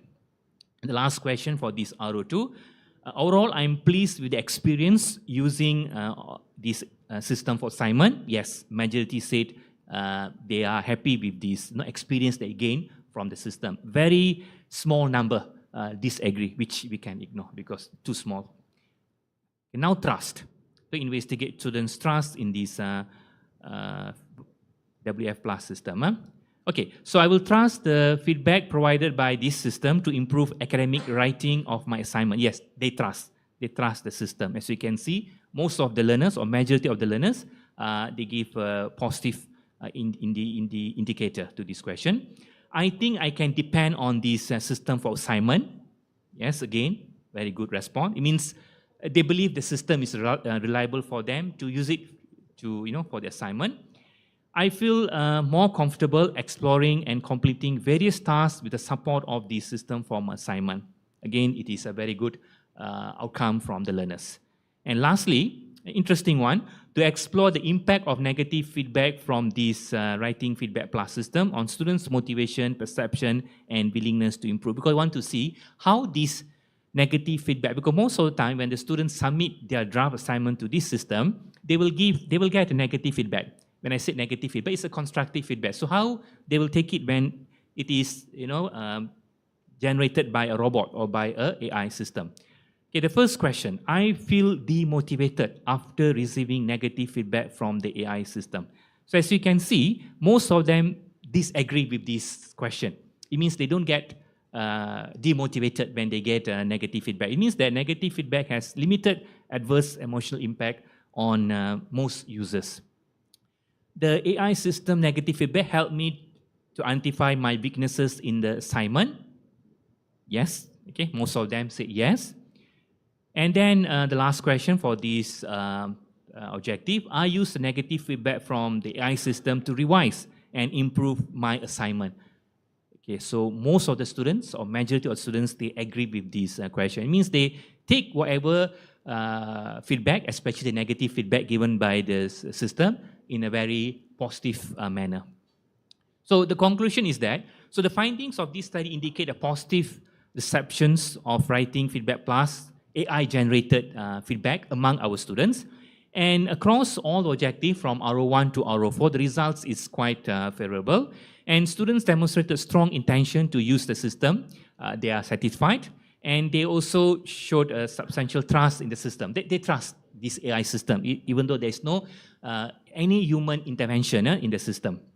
So these outcomes suggest that AI-driven formative feedback systems like Writing Feedback Plus have significant potential to enhance students' learning experiences, engagement with the academic writing task. We didn't do any correlation between their whatever marks they have obtained for the assignment and also the final exam, because they just submitted the assignment a month ago and now they're having their final exam. Perhaps maybe after some time, we will do a more thorough analysis to see how they perform in exam and also in the assignment. We want to see the correlation. Okay, going back to this survey, because earlier I mentioned we have 5 constructs here or components: satisfactions, usage, intention, trust, and negative feedback. There are 3 more which was not part of the research objective, that is system quality, information quality, and service quality.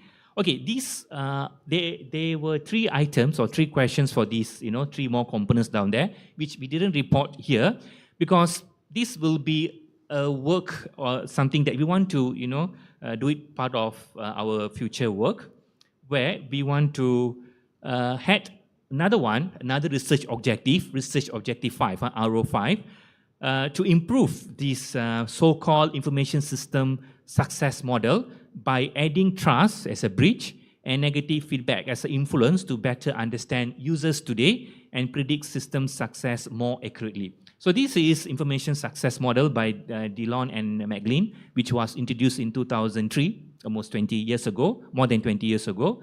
And as you can see, there are 6 constructs there: information quality, system quality, service quality, and usage intention, user satisfaction. We managed to get the feedback from the students, and there is a trust and negative feedback. So our plan here is to extend this information success model by adding trust as a mediator and negative feedback as a moderator to better capture modern user dynamics in the context of AI-based education, and also predict information system success more accurately. Because when they introduced this information success model, it was meant for enterprise systems. But we can still use it for learning systems. But since nowadays people are talking about AI, so we want to bring these 2 additional components here, trust and negative feedback, into this information success model, so that in the future, when we have AI-driven learning systems, and we want to evaluate the success of this system. So we always can have this information success model, the extended one, which we are currently working on.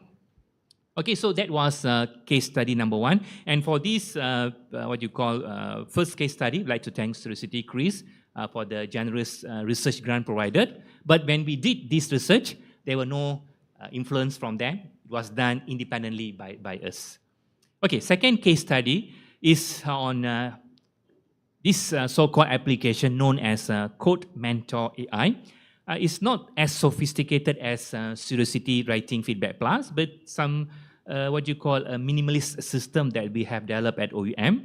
It is application, learning application, powered by GPT-4, which is a LLM, large language model. It was designed to provide learners with immediate adaptive feedback for Java programming course. So the features of, not WF Plus, it should be features of course, this Code Mentor. It is basically to support problem-based learning. It will provide immediate, context-specific and adaptive feedback by analyzing learners' submissions and providing tailored guidance to them, and it allows unlimited submission. So these are some of the main features of this Code Mentor AI. So this is the snapshot of this Code Mentor AI that we have developed at OEM. So as you can see, there are 3 main components here as indicated by the arrow. In the background, it is the question that need to be solved by the students. And then on your left is a text box, is editor section where the students will have the chance to write the solution for the problem. The problem is basically a programming problem, and the solution in the box should be a program.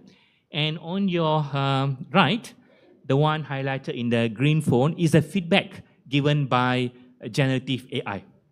Okay, so the students can type the program and it will, then they can click the submit button, and generative AI will, will analyze and will provide feedback to the learners. So when we ask the students to use this system, we declare to the students that, as we did for Studiosity, we declare or announce to the students that this is, whatever feedback to be received by them from this system is from AI, not from the human.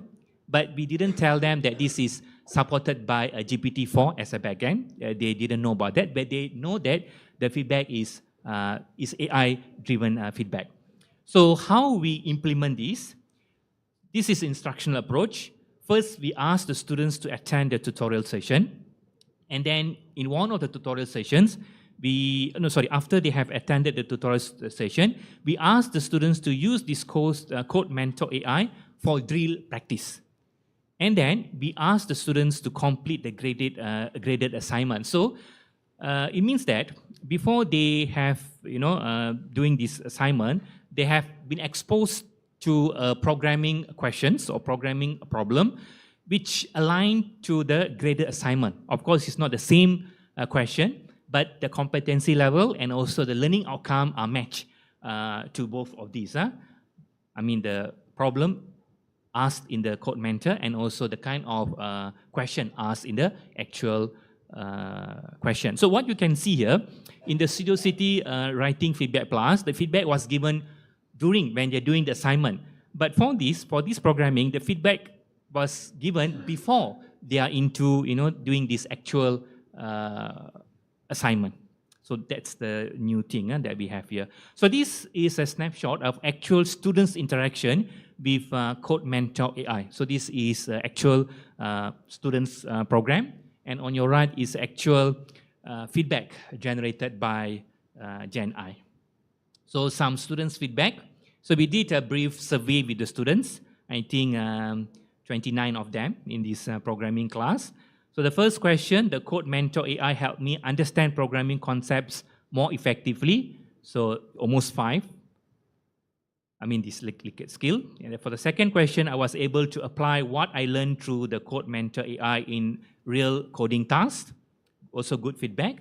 And the third question, the Code Mentor AI supported the development of my problem-solving skills, which they also, agreed to this question. Because when they type the program and then they ask this Gen AI to give the report, the feedback is not about the coding itself. It's about the problem-solving skills or strategies they have adopted. And when they use this Code Mentor AI, let's say if they ask, they put some other question, for example, tell me about Trump. So there will be a feedback, and the feedback will be, this is a lesson on Java, this is not lesson on Trump. So, be focused. Unlike ChatGPT, where they can ask all kind of questions. So we plan to expand these to other courses as well, and it's not difficult to do so. We just change that problem on the top. Now you see a programming problem. If it's a management subject, we just put a management question. But we have to change the rules, the backend rule or the prompts, in order to tailor this new problem. Okay, the fourth question, I felt more confident in completing class programs with the help of the Code Mentor AI. Also good feedback, almost 5. The Code Mentor AI contributed to my overall skills growth in writing class programs. Class programs here basically is the focus of that lesson. And finally, the explanations and feedback. This is an important question. The explanation and feedback provided by the Code Mentor AI were clear and helpful. So also a good what you call indication or response from the student. It means the feedback from this Gen AI is very reliable. So the conclusion is that, so we can use, based on the findings here, it means that, the conclusion is that we can, the universities or the educators, we can use AI-driven systems in our teaching and learning. But the main idea here is not to, for these AI systems to take over the role of educator. No. I think as mentioned by Dr. Tridib and also by Chris and Prof. Santhi, to complement the human educators, so that the educators, we can focus more on other meaningful or effective work. For example, while students using Writing Feedback Plus, we can focus on enhancing the contents, enhancing our pedagogical approach, and so on. Okay, with that, thank you for attention.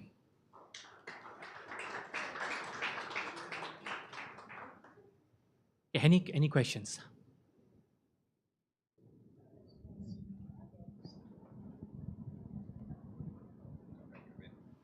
Thank you so much, Dr. Nantha, for your wonderful presentations.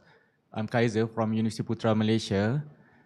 You guys have a long-standing reputation of providing online distance learning. So I wonder, how do you deal with the frustration expressed by the student if they know that their work being, checked by this computerized system? What would be the intervention that you take? Thank you. Okay, you're talking about the frustration when they see the response given by the AI-based system, is it?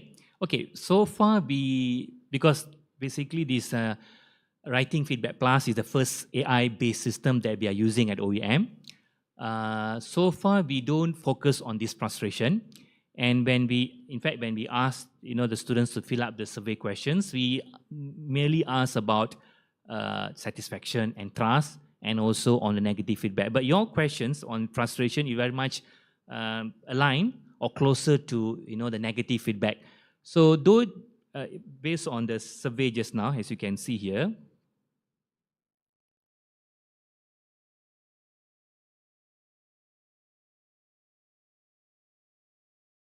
okay, so for this negative feedback, there's one question we asked about,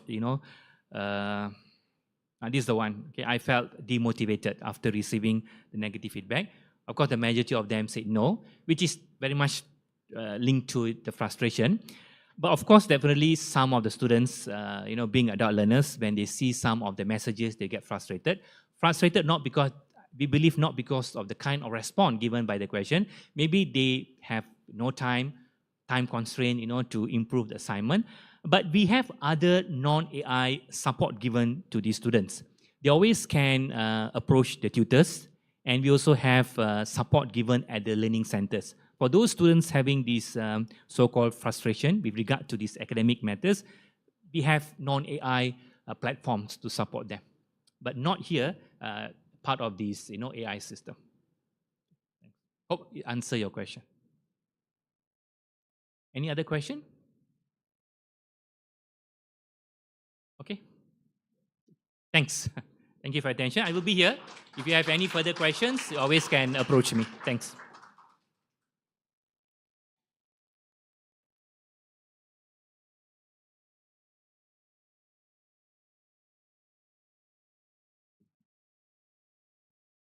Thank you, Associate Professor Dr. Nantha, for your insightful presentation. Okay, ladies and gentlemen, the highlight of today's event is our forum discussion, Unlocking Future Possibilities in Education Using AI. We are privileged to introduce a panelist of experts comprising Mr. Fitzpatrick, General Manager for APAC and Middle East Studiosity, and Ms. Hannah Gapes, Amazon Web Services Education Industry Lead for Asia, Pacific, and Japan. Okay, this session will be also moderated by Associate Professor Dr. David Lim, Director of the OUM Center for Digital Education Futures. Let's warmly welcome our panelists and moderator to the stage with a round of applause.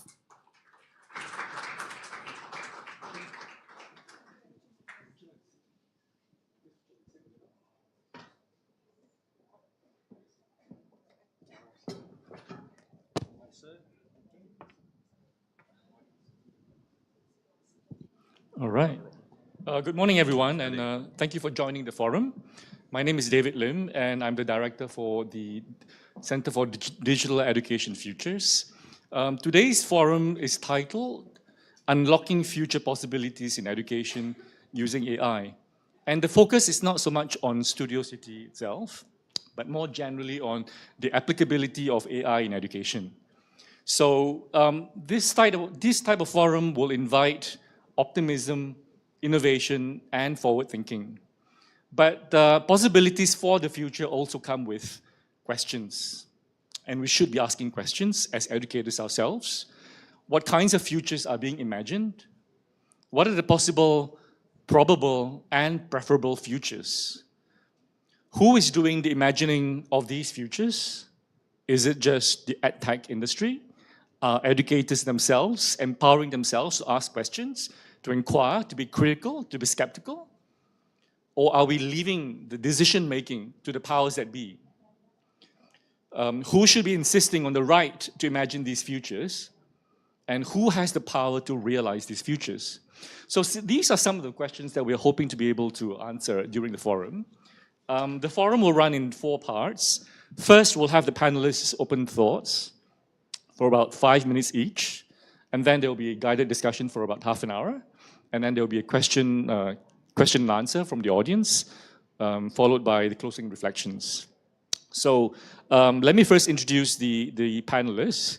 To my left, immediate left, is Chris Fitzpatrick, who is the General Manager of Studiosity, covering APAC and the Middle East. Studiosity, as you know, is an edtech company which, as the website says, works with higher education partners to grow student success via AI for learning. And to my extreme left is Hannah Gapes, who is a business development professional at Amazon Web Services, or AWS, based in Singapore. Her work involves supporting educational institutions to meet their organizational outcomes by leveraging AWS Cloud. And AWS, as I learned from Hannah recently, is not just about cloud services. It also provides what it terms technology solutions to support educational institutions at every stage of the learning lifecycle. So if you want to learn more about AWS, you might want to have a chat with Hannah later on. Okay, so if we can jump straight into the panelists' open thoughts, perhaps we could start with Hannah and then followed by Chris. The question is, what excites you most about the use of AI in education today? And what possibilities do you see unfolding in the near future? Do you feel the current discourse around AI in education is becoming overhyped? Or is the enthusiasm justified? Anna? Thank you. Firstly, I'd like to say thank you to everyone for joining us today. It's really exciting to be here in KL and discussing this very important topic. I'll start with the first part of the question, what excites me? So I feel very privileged to work with education institutions, in particular universities, across Asia, Pacific and Japan region. And in doing so, I partner with them closely and help them transform and guide on their technology transformation. So what excites me, and a lot of what I'm seeing does excite me in the AI space, but what excites me the most is personalization. And the reason I say that is because as humans, we are all different, innately different. And so as learners, we are therefore different as well. And so what AI helps us to do is tailor and personalise to our individual differences, our strengths, our weaknesses, different paces of learning, and really starts to solve what the individual needs rather than what the group needs. So for me, that's super powerful. The second part of the question was... What possibilities do you see unfolding in the near future? What possibilities, yes. So I think in some ways it's very hard to predict the future, and a lot of us are sort of working in the space and still evolving and learning each day. But one really exciting emerging technology that we have seen just this year in the past few months is called agentic AI. And I'm not sure if anyone in the audience has heard of this yet. It's very much at the beginning phases, but what it has the power to do is transform and automate a multi-step process with autonomous agents. And I know that's a lot of sort of buzzwords and technology words, but what we can see unfolding is the extension of use cases in AI and sort of the automation. So if we're talking about the personalization, it might be that an AI bot can sort of understand the individual and start to make prompts and make recommendations on its own. So the power, I think, is sort of yet to be seen, but that's something exciting that's emerging. The last bit of the question is, do you believe that the discourse around AI ED is becoming slightly overhyped? Should we be more cautious about that? I don't think necessarily overhyped. I think there is definitely a lot of power in what we're seeing, is particularly for the student and the learner. But I think we do need to be cautious, and we need to ensure that we're using responsible AI techniques and frameworks to ensure that we're being ethical, responsible and accountable with the AI that we are serving our learners with. I think we need to, with any emerging technology, use these kind of cautions, and we can't just sort of use it for, you know, whenever. It's right time, right place for learning outcomes only. Yeah. Thank you, Hannah. Chris, what are your thoughts on this? Thank you, David. Yeah, and I'd echo a lot of what Hannah said. I think, is it overhyped? I'm definitely excited. I think you would have got a sense of that this morning about what the potential is. Like, I think everybody in this room, we're all passionate about education, and we're passionate about education because we know what it can do for people, right? It's very powerful. I think, and I alluded to this morning, the increase in well-being of people around the world is, I think, directly correlated with access to education. Traditionally, there have been some limiting constraints that have stopped us from providing access to more and more people around the world. And part of that is quality human teachers. We just don't have enough of them in the world. We need more of them. Through family connections, I've spent a fair bit of time in Africa, and I see it starkly there. There's just not enough people to teach the population there and to unlock the immense potential that obviously is sitting there.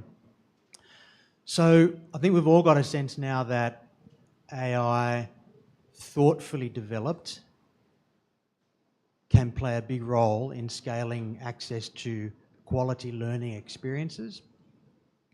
But I would temper that excitement a little bit with that word thoughtfully implemented. I think we would, and to your point earlier, David, about who's going to control this? Is it going to be the ed tech companies or just the tech companies? We're all hearing the now famous voices, whether it's Sam Altman or whoever it might be, hyping up AI and talking about how the fact that artificial general intelligence is just around the corner, and you know, it's in their interest to do that. It's in their interest to keep hyping that up. So I take that with a bit of a grain of salt. I think that's a big challenge yet to be proved that we can solve that problem. So I think the education sector, when it comes to the application for education, has to drive where you guys take this and what you demand from the companies that are developing solutions. Now, we have become very good, Studiosity, I think we've become very good at solving particular problems originally by connecting students with real humans in the moment, at scale, 24/7, to have those light bulb moments in a 15 or 20-minute interaction that causes that student to go, I can do this. I want to keep doing it. I feel good. My confidence is boosted. Being able to do that at 10 o'clock on a Sunday night or whenever it might be, and allowing that student to have that confidence-building moment is really powerful. But it's relatively expensive when you're using people. It's limited by the talent pool that you have available. And so AI, I think, allows us just to scale that concept even much more dramatically. I think I'm glad that you mentioned cost in a different word. It's going to be a big factor, I think, where developing Asia is concerned. We're all ready to jump right into embracing AI in education, but we sometimes forget that cost can be a big hindrance. It is not necessarily going to level all playing fields, and that's something that I'm hoping that we can discuss in the guided discussion. So there'll be three themes that we'll be looking at. The first one is on defining learning, quality learning. So if we can get maybe 5 minutes each to this question. Your tools, whether it's AWS or Studiosity, have shown that AI can support many things. Content delivery, learner analytics, personalized feedback. And these are real gains that we've seen from your research. But in your own view, are there areas of learning that AI aren't as well suited to support that you shouldn't venture into at all? Perhaps Chris would like to start first. Thanks, David. Well, I think Hannah alluded to the fact that it's pretty early days. So it's really hard to know how far these things are going to go, right? There are certainly limits now. And it is, I think, in the next 10 years, we'll look back at 2025 and say, oh, how basic was that ChatGPT, you know? Whereas right now, we feel like it's pretty impressive in many ways. So it's early days. I think there are some technical limitations right now. Large language models generally, and that's fundamentally the underlying technology we're talking about at the moment. They're large language models, so they're very good at interpreting words and predicting responses that are appropriate to a certain prompt. They're not so good at maths and STEM. I don't think they're reliable enough yet for you as educators to say it has to do the right job 100% of the time, not 99% of the time, because if it gives an answer, or if it even gives the incorrect answer, that's counterproductive, and you have to do that once for everybody to lose trust. To Dr. Nantha's point, I think that was an important one. Do the students trust their teacher, whether it's a human or a system? So I think there's some technical limitations right now on some of those areas. The other thing I would say is, what does it mean to be an educated person? And it's not just about developing content knowledge. That's important. It's not just about being able to evaluate and critically assess content or a response that a bot might come up with. We are fundamentally social animals. We are probably the most social species that's ever walked the planet. And our students, when they graduate, we want them to go and thrive in a social world. So I think it remains to be seen that's an important element in the whole education process. So there's probably some big limitations in that respect. Thank you so much for that, Chris. Hannah, have you got the same sentiments as Chris? I do, yes. So, yes, would definitely echo what Chris is thinking. I think there is one area that I have seen that has not been influenced by AI or has not been a use case for AI in education, and that is the student counselling and psychology services. And I think obviously the technology is new. We haven't sort of assessed whether that's appropriate yet, but that's one area that I think is just not, I haven't seen any institutions sort of using AI to solve that. Whether it will in the future, I'm not sure, but I think because of what we were saying about the human element, that's a really important one that, you know, we are very careful about. Well, you know, I think so far what we've discussed is that we more or less have agreed as foundation, even without saying it, that AI seems to be the way of the future. But I think we also forget that there are marginal movements. They are trying to go into slow computing. So not everything has to be computing, high speed, more the merrier, more AI, perhaps that there needs to be a scaling down completely, as though we have really finite resources and we shouldn't squander them. So instead of saying AI first, should we say learning first? Chris? Well, absolutely. I mean, that's the mission, right? Now, in some sectors and areas of the economy, they have a different mission and it might be a different answer, but for the people in this room, it's about sending not just young people, but people who have great potential into a world where they can thrive. And learning is hard. Learning involves friction and cognitive effort, and I don't think there's any way around that. It's very tempting for students to offload that cognitive effort to get a result and then go into the world not ready. So that's what we're focused on, working with the partners that we work with to make that cognitive effort as enjoyable and as confidence building as possible and get that result. Hannah, do you find yourself having to work in AWS trying to smooth things over where learning is concerned, or do you sort of like, you know, bank on the fact that it is difficult, you have to go through torture when it comes to learning?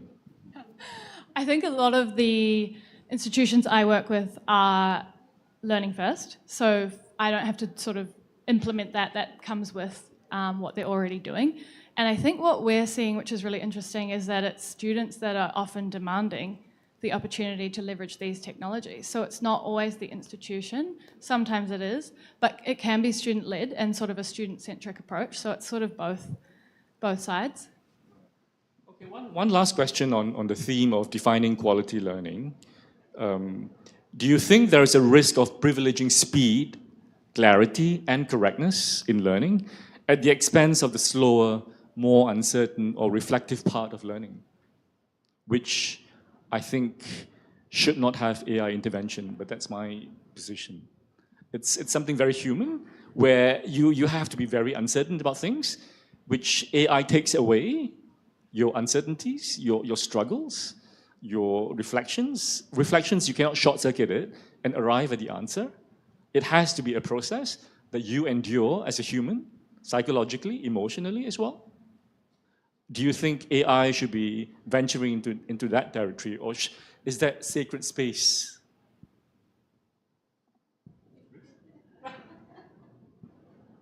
I think it's a great question. I think it depends on the implementation. There's AI that will undermine that process of reflection and developing the ability to reflect. We actually find a lot of universities are now asking students to undertake assessment tasks that are reflective pieces. So explain how you did this, why you did it, what you thought while you were doing it, and you know, reflective writing obviously is becoming more common. And our solution has been designed to actually support students in doing that and helping them understand what it means to reflect. With AI? With AI. Or so, without AI? Well, not in taking away the student's voice, but helping them find their voice as to what they think themselves. Right. But that's the thorny area, isn't it? Yeah. I mean, if you were to put through somebody's writing, reflective writing through your Studiosity, and it will tell you how to think or reflect, when maybe we shouldn't want that at all, Hannah? So where I see the AI complementing the role of a teacher, I think it's useful because you can still reflect as your own person in engaging with that AI and that two-way interaction in the same way you might with a teacher. So I don't necessarily see the replacement of reflective sort of learning reinforcement. I think it's complementary. Okay, let's move on to the second theme, which is on equity and inclusion. The first question, opening question, is AI is often described as having the potential to expand access. But many tools require paid subscriptions or institutional buy-ins.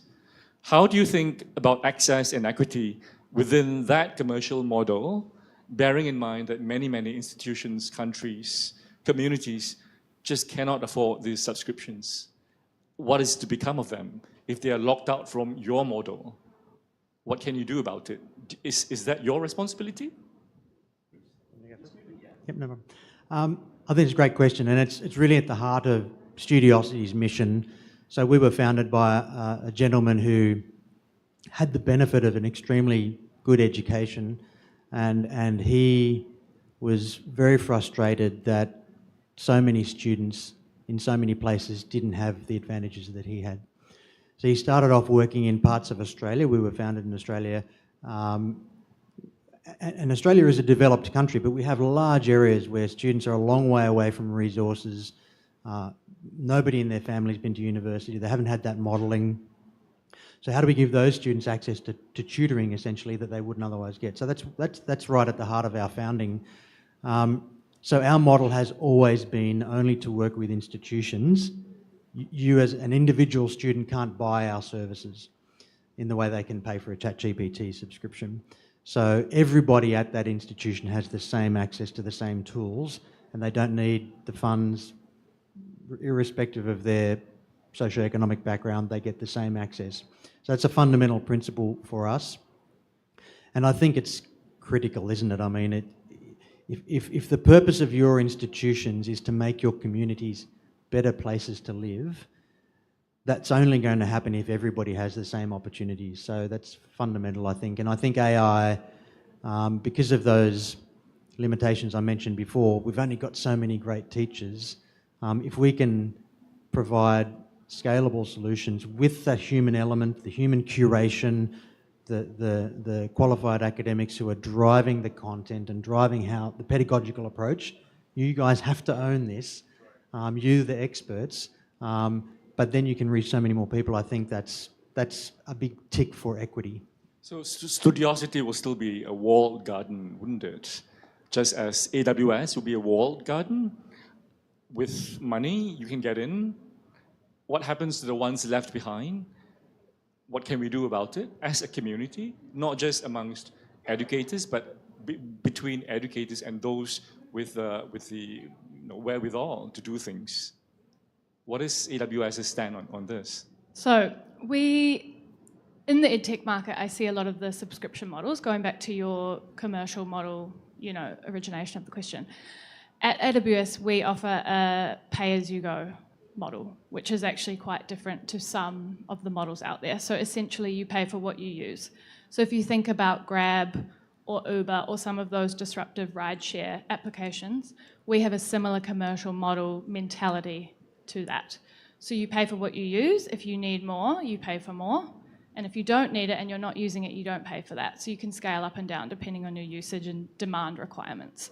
So I think that appeals quite a lot to the equity concept, because people who need a little bit can use and pay for a little bit, and there's not sort of that punitive license or kind of lock-in model.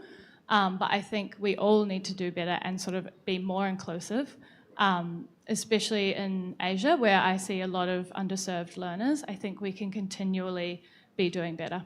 Okay, hypothetically. Sorry, can I add a point? I think, because this is a really important question. I mean, there's always a resource allocation problem with any challenge. What I would say about AI generally, I mean, we've seen this in a place like Pakistan, for example, where our classic human service isn't particularly affordable at scale when you're talking about millions of learners. But our AI model now, as I mentioned earlier, is being implemented at AIOU in Pakistan, 1 million students at an affordable...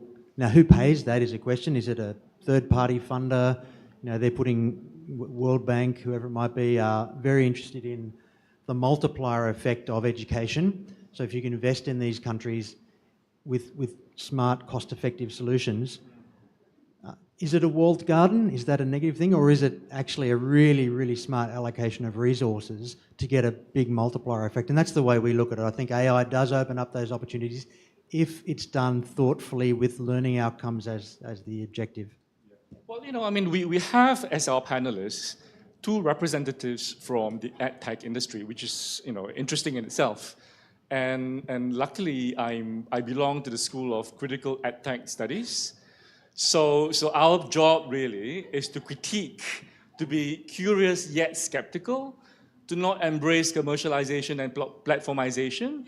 But, we give them space to platformize as they deem fit. But ultimately, I think for a lot of community-based organizations or individuals or people who believe in a more level playing field, there ought to be a ground-up development of AI stuff and technologies by the community, for the community, rather than something imported in from top-down to be paid for, to be walled out of if one cannot afford it. So I don't know whether our models would ever be friends with each other. Do you think, your organizations might want to invest in those community-based ground-up development of AI at the same time? I mean, this is just hypothetical. You don't speak really for the entire organization, but is that something you would personally want to push for? I can take this one. So we already collaborate with the full education community at the moment. So one example might be last year we ran a AI LLM game day with JPPKK under the Ministry of Higher Education Malaysia, and we involved thousands of Malaysian students to come, test, pilot, and gamify what they were learning and provide that feedback back to technology to say this is what we need, this is how we're using it. And I think that's an example of that full feedback loop and collaborative that sounds style. like something, it's a baby step towards that direction that we in critical attack would be pushing for. Chris? I mean, I think this is exactly what the higher education sector has to do. If you sit back and say, well, it's being done to us, that's your fault. So I think you have to do this. And it's great to have that perspective because everything in life is about incentives, isn't it? Commercial organisations have an incentive to get a return for their shareholders. You need to be sceptical to some extent. But when you find organisations where you have values alignment, and that's the critical thing, are you both aiming at the same thing? And are both parties bringing, whatever the situation, bringing something of value to the table that allows you to get to your shared mission faster, more successfully? Then I think it's also incumbent on the sector to have an open mind about what edtechs can do, because sometimes we can move faster. That's why we spend so much time talking with the sector, listening to the sector, having a board of advisors from the sector saying, how should we behave? What do you need? We have the same mission. So that's not always possible to find that mission alignment. When you find it, I think there's a lot to be gained for everybody. Well, I think members of the audience should take heed of what Chris is saying. If you leave it to the edtech industry, then that's your fault. So I think the question now is, are we empowering ourselves enough? Are we awakening ourselves to ask questions? Or are we just in slumber mode, hoping that things will happen to us and things will be wonderful, and the future is promised to us as if everything is fair and square? It doesn't work that way, right? So I think I'm glad that Hannah has already mentioned there is some kind of a groundwork happening, little baby steps. We don't expect miracles to happen overnight, and you are right really to remind us that we cannot just leave it to you. And I'm not saying that's happening, by the way, because we have a lot of interactive forums where we workshop with our partners, have these conversations, what's the right way to proceed. So I don't think that is happening, but it's moving so quickly, right? So it's incumbent on everybody to make sure that we're going in the right direction. Okay, thanks so much for that. That was theme 2. The final theme is on human relationships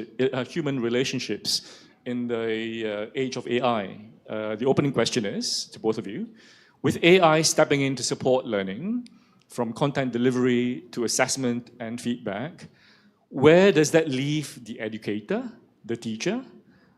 And we've actually talked about this a little bit earlier in the previous sessions, right? Are we talking about enhancing the teacher's role or quietly shifting it? What do we risk losing when the relationship or when the relational, interpretive and emotional aspects of teaching are mediated or automated or farmed out to a third party? Please. Yeah, I think I'm not a teacher, but I've worked for 30 years in mainly edtech, certainly in serving education providers, K-12, higher education. I've never been a teacher, but I can imagine most teachers are thinking, is there going to be a robot teacher in the future? Many of the elements that particularly if you're not a deeply technical person who's been studying large language models for 40 years, like I haven't, Feels like a lot of the elements are there. You know, it can come up with credible responses. Prof. Santhi talked about avatars, you know, support and things like that. So we've all seen the deep fake videos and the voice replication. So we could have an avatar of you, David, here with your voice talking to the audience. It could be referring to your textbook, your content. We can conceive of the possibility of that now, can't we? Whereas we probably couldn't 2 years ago, right? We could. But I'll go back to what I said before about we're just fundamentally social beings. I don't think we know yet whether that would work. I'll give you one small anecdote that makes me think there is an emotional element that only comes from a human interaction with a teacher. So I think you have a better understanding now that we Studiosity have come from a service that was about connecting students to humans who could help them right when they needed it, to now providing a lot of that feedback with generative AI. So last year we had some universities who transitioned to our AI service. So their second year students, the year before, had the human service. And then they got the AI service. And their first year students had never known the human service. They only had the AI service. There was a really big and interesting difference in satisfaction levels initially. The second year students who'd previously had the human service, now the experience is very similar. You saw a bit of it. The interface is the same. The way the feedback is provided is the same, except on the human service it says, hey, you know, David in Canada has given you this feedback, and you know, its qualification is bachelor level or whatever. So you can't, there's an avatar. There's a bit of sort of a sense that there's a person behind this feedback. Our satisfaction levels from students traditionally had been 90% plus. For the second year students, when they moved to AI, it went down to about 80%. I kind of liked it was a human that looked at my work before, whereas the first years they'd never had the human, so it was 90% plus satisfaction. So that was an interesting perception of, it had nothing to do with the technical nature of the feedback, it was just a feeling that it wasn't a person anymore. That's an interesting one. See, the thing is that the studies that was discussed just now, they're kind of limited, you know, just trying to prove a point or disprove a point. But if you look at the general big picture of research, there's a lot of resistance to AI-assisted teaching, of giving feedback and all that, which we're not mentioning here at all. So, but that's a, you know, it's a big thing that we can't really settle here.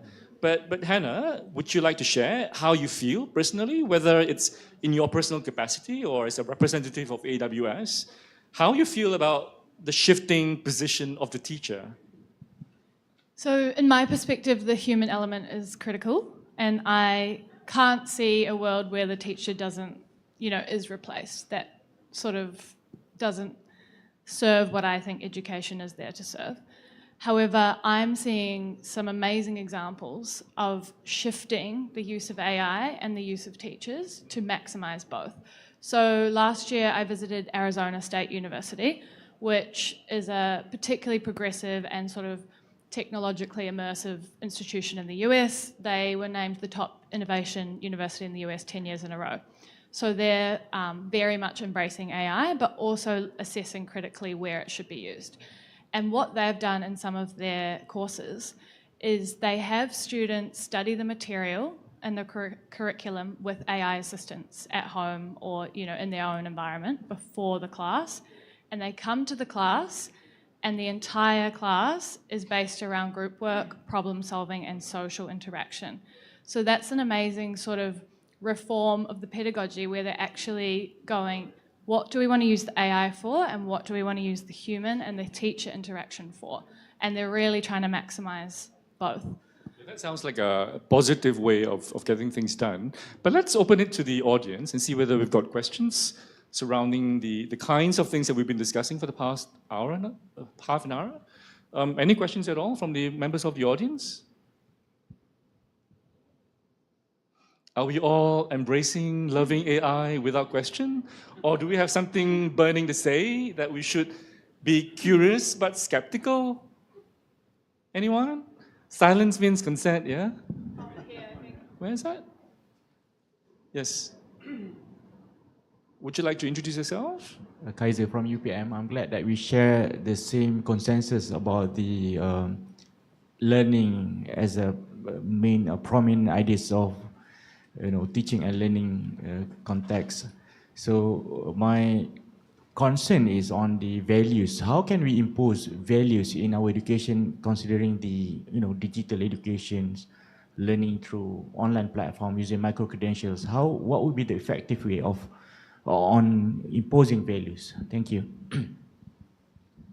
Do you want to run that question through me again? Sorry.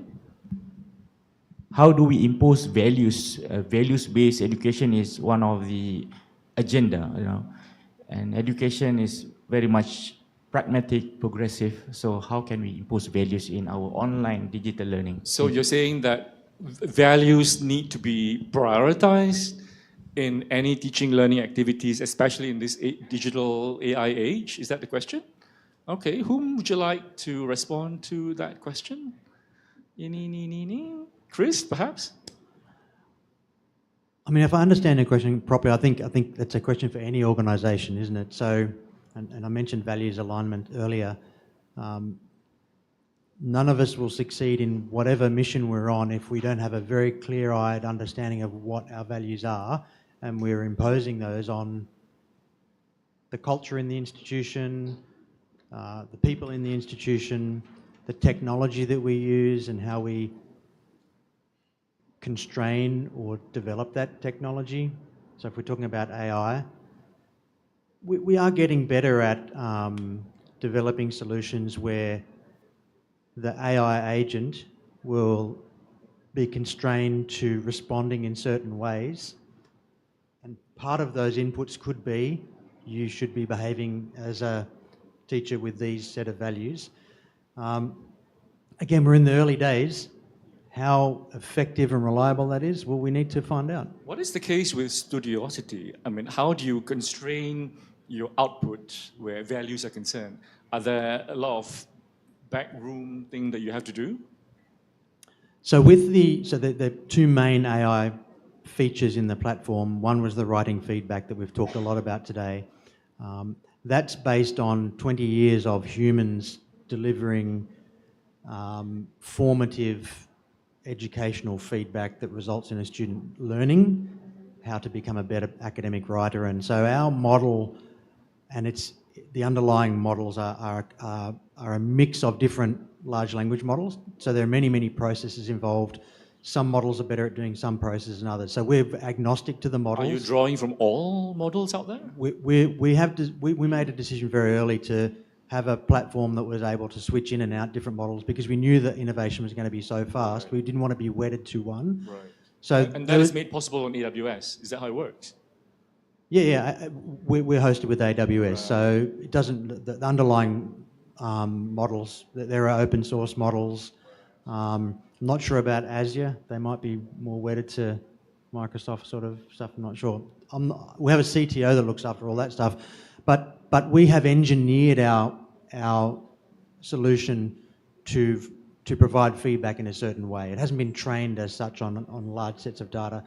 So it's to that extent, it's constrained in behaving like a teacher would behave. Yeah. Okay. Any more questions from the members of the audience? Because I've got a whole long list of questions from online. So, but I'm prioritizing the floor here first. But maybe I'll just pick one from here. Yeah? All right. This question has to do with something that we already touched on earlier. But the person asking this question is now identifying particular communities that need direct focus. How can educators ensure equitable access to AI tools for the disabled, socially disadvantaged, and technically challenged? Whose job is it to cater to their needs? Any clue, Hannah?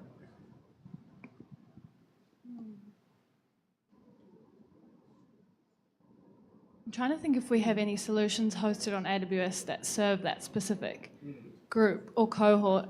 Right. I mean, this is particularly marginalized, right? They are technically disabled. They could be physically disabled, and they don't have the financial wherewithal to access those tools when they need them probably the most in order to learn and at least be able to catch up with the rest who are abled. what happens to them? Whose job is it to look after them? I mean, obviously, individual institutions, universities, we will have to do certain things on our part. The government, I suppose it's basically everybody has to do their bit, right? But what would commercial companies like yours be doing, AWS and Studiosity? So again, I think this is where the institutional model has to be the way to go, so that it's the institution that is making sure all their students have access, so the students are not having to pay. Like they don't have to pay if they come into your library for advice or go and talk to they're not paying extra because they want to ask a question. Same approach. So everybody has access, but certainly in terms of marginalised student groups, I mean, we have research that shows that certainly students with dyslexia, students with hearing problems, they are many cases more comfortable using a platform that doesn't involve a human being. They don't have to hear a response, it can come up in text. There's all sorts of other ways you can, and at the end of the day, it's about having a suite of options, and one solution is not going to cater to every different type of student cohort, but if you have all the bases covered somehow, and ultimately, again, values alignment, institution working with it, whatever vendor it is, or internal solution that you develop, that you're covering those bases. Now, there are industry standards around accessibility and how interfaces are designed so that they can be read by screen readers if people are blind, all that sort of stuff. So we comply with all of those fundamental standards, which I think most good tech companies do. But again, I think the opportunity is not, are some groups going to miss out? I think the opportunity is we can actually solve some problems for some groups that we couldn't solve before. That's one positive way of looking at things, right? Right. Maybe we can field one more question, either from the floor or from my list that I've got here. Yeah.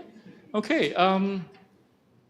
This question: what are the checks and balances required to ensure AI algorithms do not unintentionally reinforce biases, leading to unfair treatment of students based on gender, socioeconomic background, or ethnicity? Is that more of an issue for Studiosity or for AWS, or is it equally both your problems? Hannah? So at AWS, we have built-in and automated guardrails in our services that we offer. So for example, Amazon Bedrock is our generative AI fully managed service, and we have Amazon Bedrock guardrails that are designed to sort of protect and safeguard the use and reduce hallucination and things like that. So in the process of building and creating generative AI models with AWS, that is part of the process. And I think that has to be fundamental to the development and use of any AI, is we have to be looking at the safeguards and the guardrails first before they're made available. All right. Chris, what's your response? Definitely those fundamental guardrails, but I think the other principle here is don't assume that any solution will be fit for purpose in all environments. And our approach has been to, working with OUM and Monash here in Malaysia, to find out if what was developed originally in Australia and is now being used in other parts of the world actually is going to do the job here. What are the differences? How does it need to change? We're doing the same in Pakistan, the same in the Philippines. We're actually funding the research into those questions. And the other aspect, so that's a fundamental principle, get an evidence base, do the work to prove that you're not having that adverse effect and you're having the outcome that you want. And the other one is humans in the loop. So we're in the process of moving our model quite substantially. We still have the human classic service. We have a lot of universities are on long-term agreements. They like that service. They want to keep it for the moment. They're doing their due diligence and they're piloting the AI service. They're going through that process. But over time, probably we will have fewer people doing the human service. Right. More of our partners moving to AI, we think, in at least some aspects of the platform. But those humans, a lot of them will move into quality assurance roles and will be critiquing the transcripts and looking for those problems if they exist and fixing them. Yeah. All right, thanks so much for that.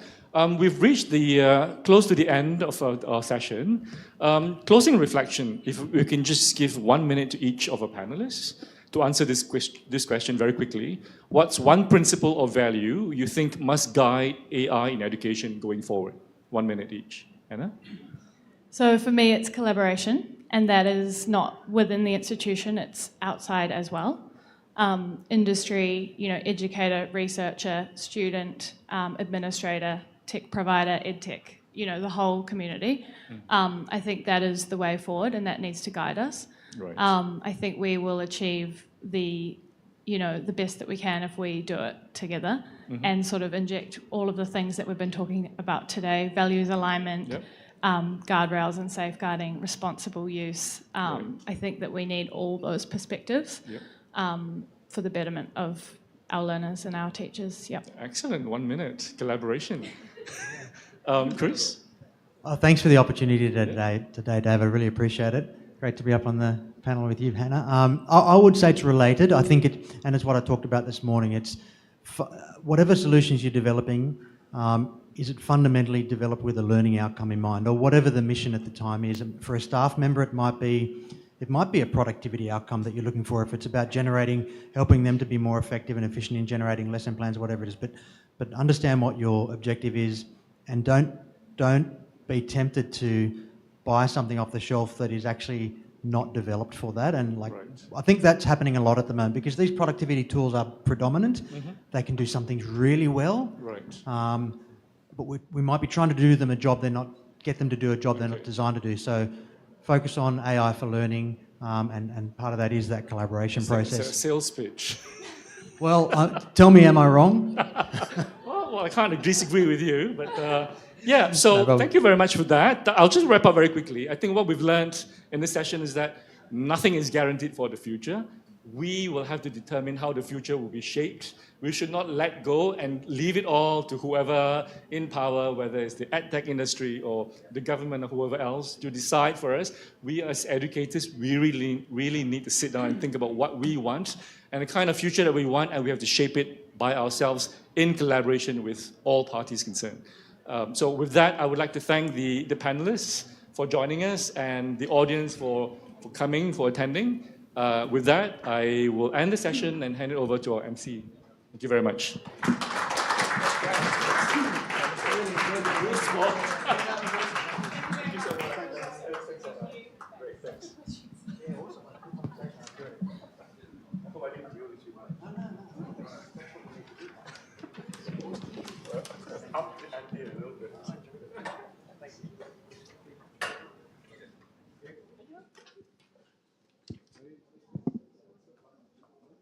Wow.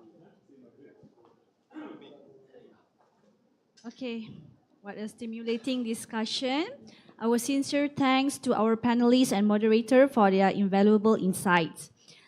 Well, ladies and gentlemen, this forum shall conclude with a closing speech by Yang Berbahagia Professor Dato' Dr. Muhammad Tajuddin bin Mat Ninggal, Vice President, Deputy Vice Chancellor, Academic and Research of Open University Malaysia.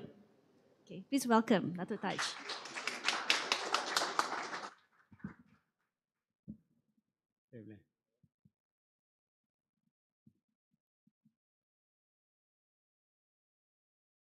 Right, thank you very much to Azra. Assalamualaikum warahmatullahi wabarakatuh, and very good afternoon. How are you guys doing today? I hope you guys are still energetic. So let me just ask you once again, are you guys still okay? The answer is all right. Are you guys okay? All right, yeah? Are you guys all right? Are you guys okay, all right? All right, okay, all right, wonderful. So I think once again, on behalf of the university, I'd like to welcome our esteemed speakers who are here today. So I've been here shortly, and I can feel the dynamism of your interaction, especially with our moderator, Dr. David. So I believe, it can be prolonged for another 2 or 3 hours, all right?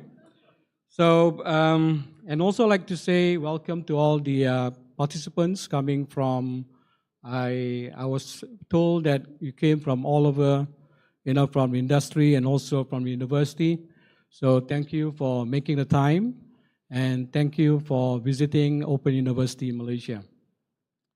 So as we come to the closing of today's event, so I believe the topic of AI for learning is a very interesting topic, something that, that really sparked a lot of discussions Especially, I think just now David was mentioning about, we are in the world of academia. As educators, I think we do not leave it to the political masters or anybody who dictate how to use AI in our learning activities. So I believe this interaction is something that will spark some good ideas, some good interaction of how, as an academia, we can look beyond, far from the AI and also the purpose of AI in our learning activities. So again, I think artificial intelligence is not only the replacement for human wisdom, but as an enabler for deeper, richer, and learning experiences. So I think throughout today's session, we have seen how AI can help us move beyond one size that fits all education. Instead, we are stepping into an era where learning can be truly personalized, adaptive, and empowering, helping every learner and find their path at their own pace, guided by technology, but anchored in human care. So I think just now I listened about, there was a question about how do you address AI for people with disabilities. So this is something that I think we have to look beyond technology and how AI can, surpass the different segmentation of our community. So at Open University Malaysia, as the premier digital university, we are proud to be advancing this exciting frontier. We are actively integrating AI into our learning management system and course modules, not just for the sake of technology, but with a clear human-centered approach. Our digital transformation plan is to focus on creating a learning ecosystem where technology and empathy go hand in hand, where data-driven insights help us better understand learner needs, where adaptive content supports individuals' learning style, and where educators are empowered to offer even more meaningful and also timely support.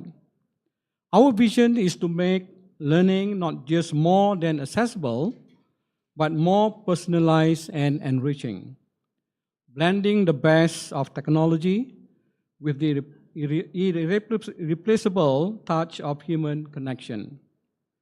This commitment is especially significant in the year as we proudly celebrate Open University 25th anniversary under the theme Humanizing Digital Education.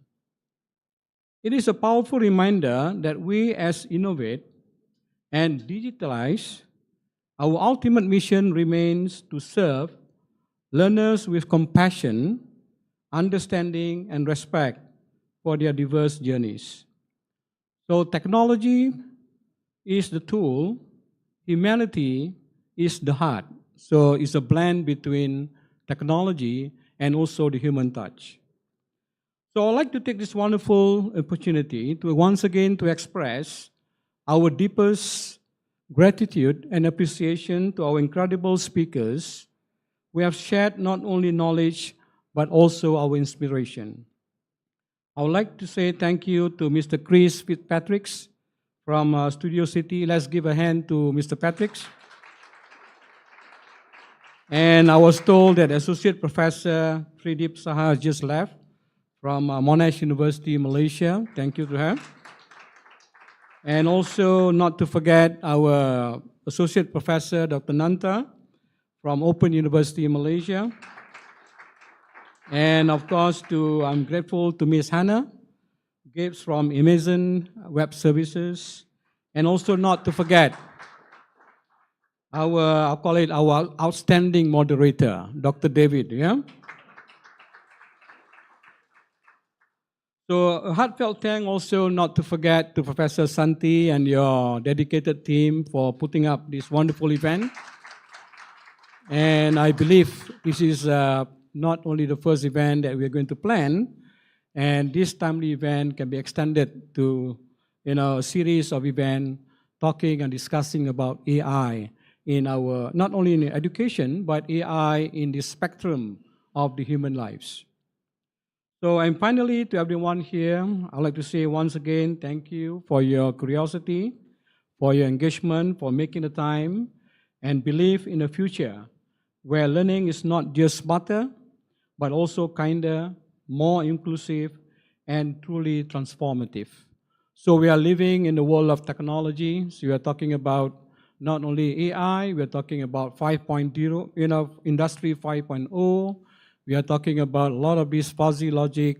We are talking about everything that is, anything under the sky now is something that is truly, I call it, truly inspiring, making a difference in our life, and also posing a lot of challenges in our day-to-day activities. So let's continue this journey to learn, to lead, and to humanize digital education together. So once again, thank you to all, and hopefully we can see you again in our near future. Thank you very much. Assalamualaikum warahmatullahi wabarakatuh. Thank you very much.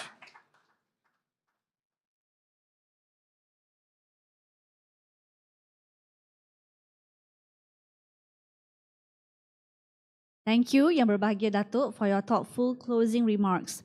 Next, may we invite Professor Datuk Dr. Tajuddin, Professor Datin, Dr. Santhi, and panelists on stage for a souvenir presentation.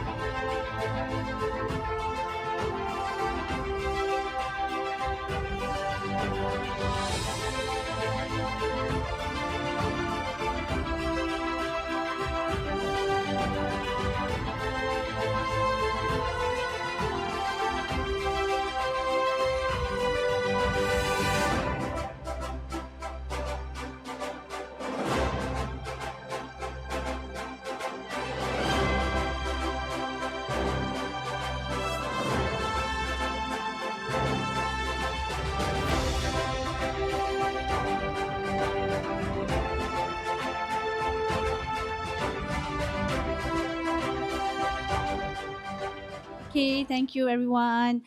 Well, lunch will be served at the dining area on level 3. Our secretariat and Ashraf's team will be happy to guide you.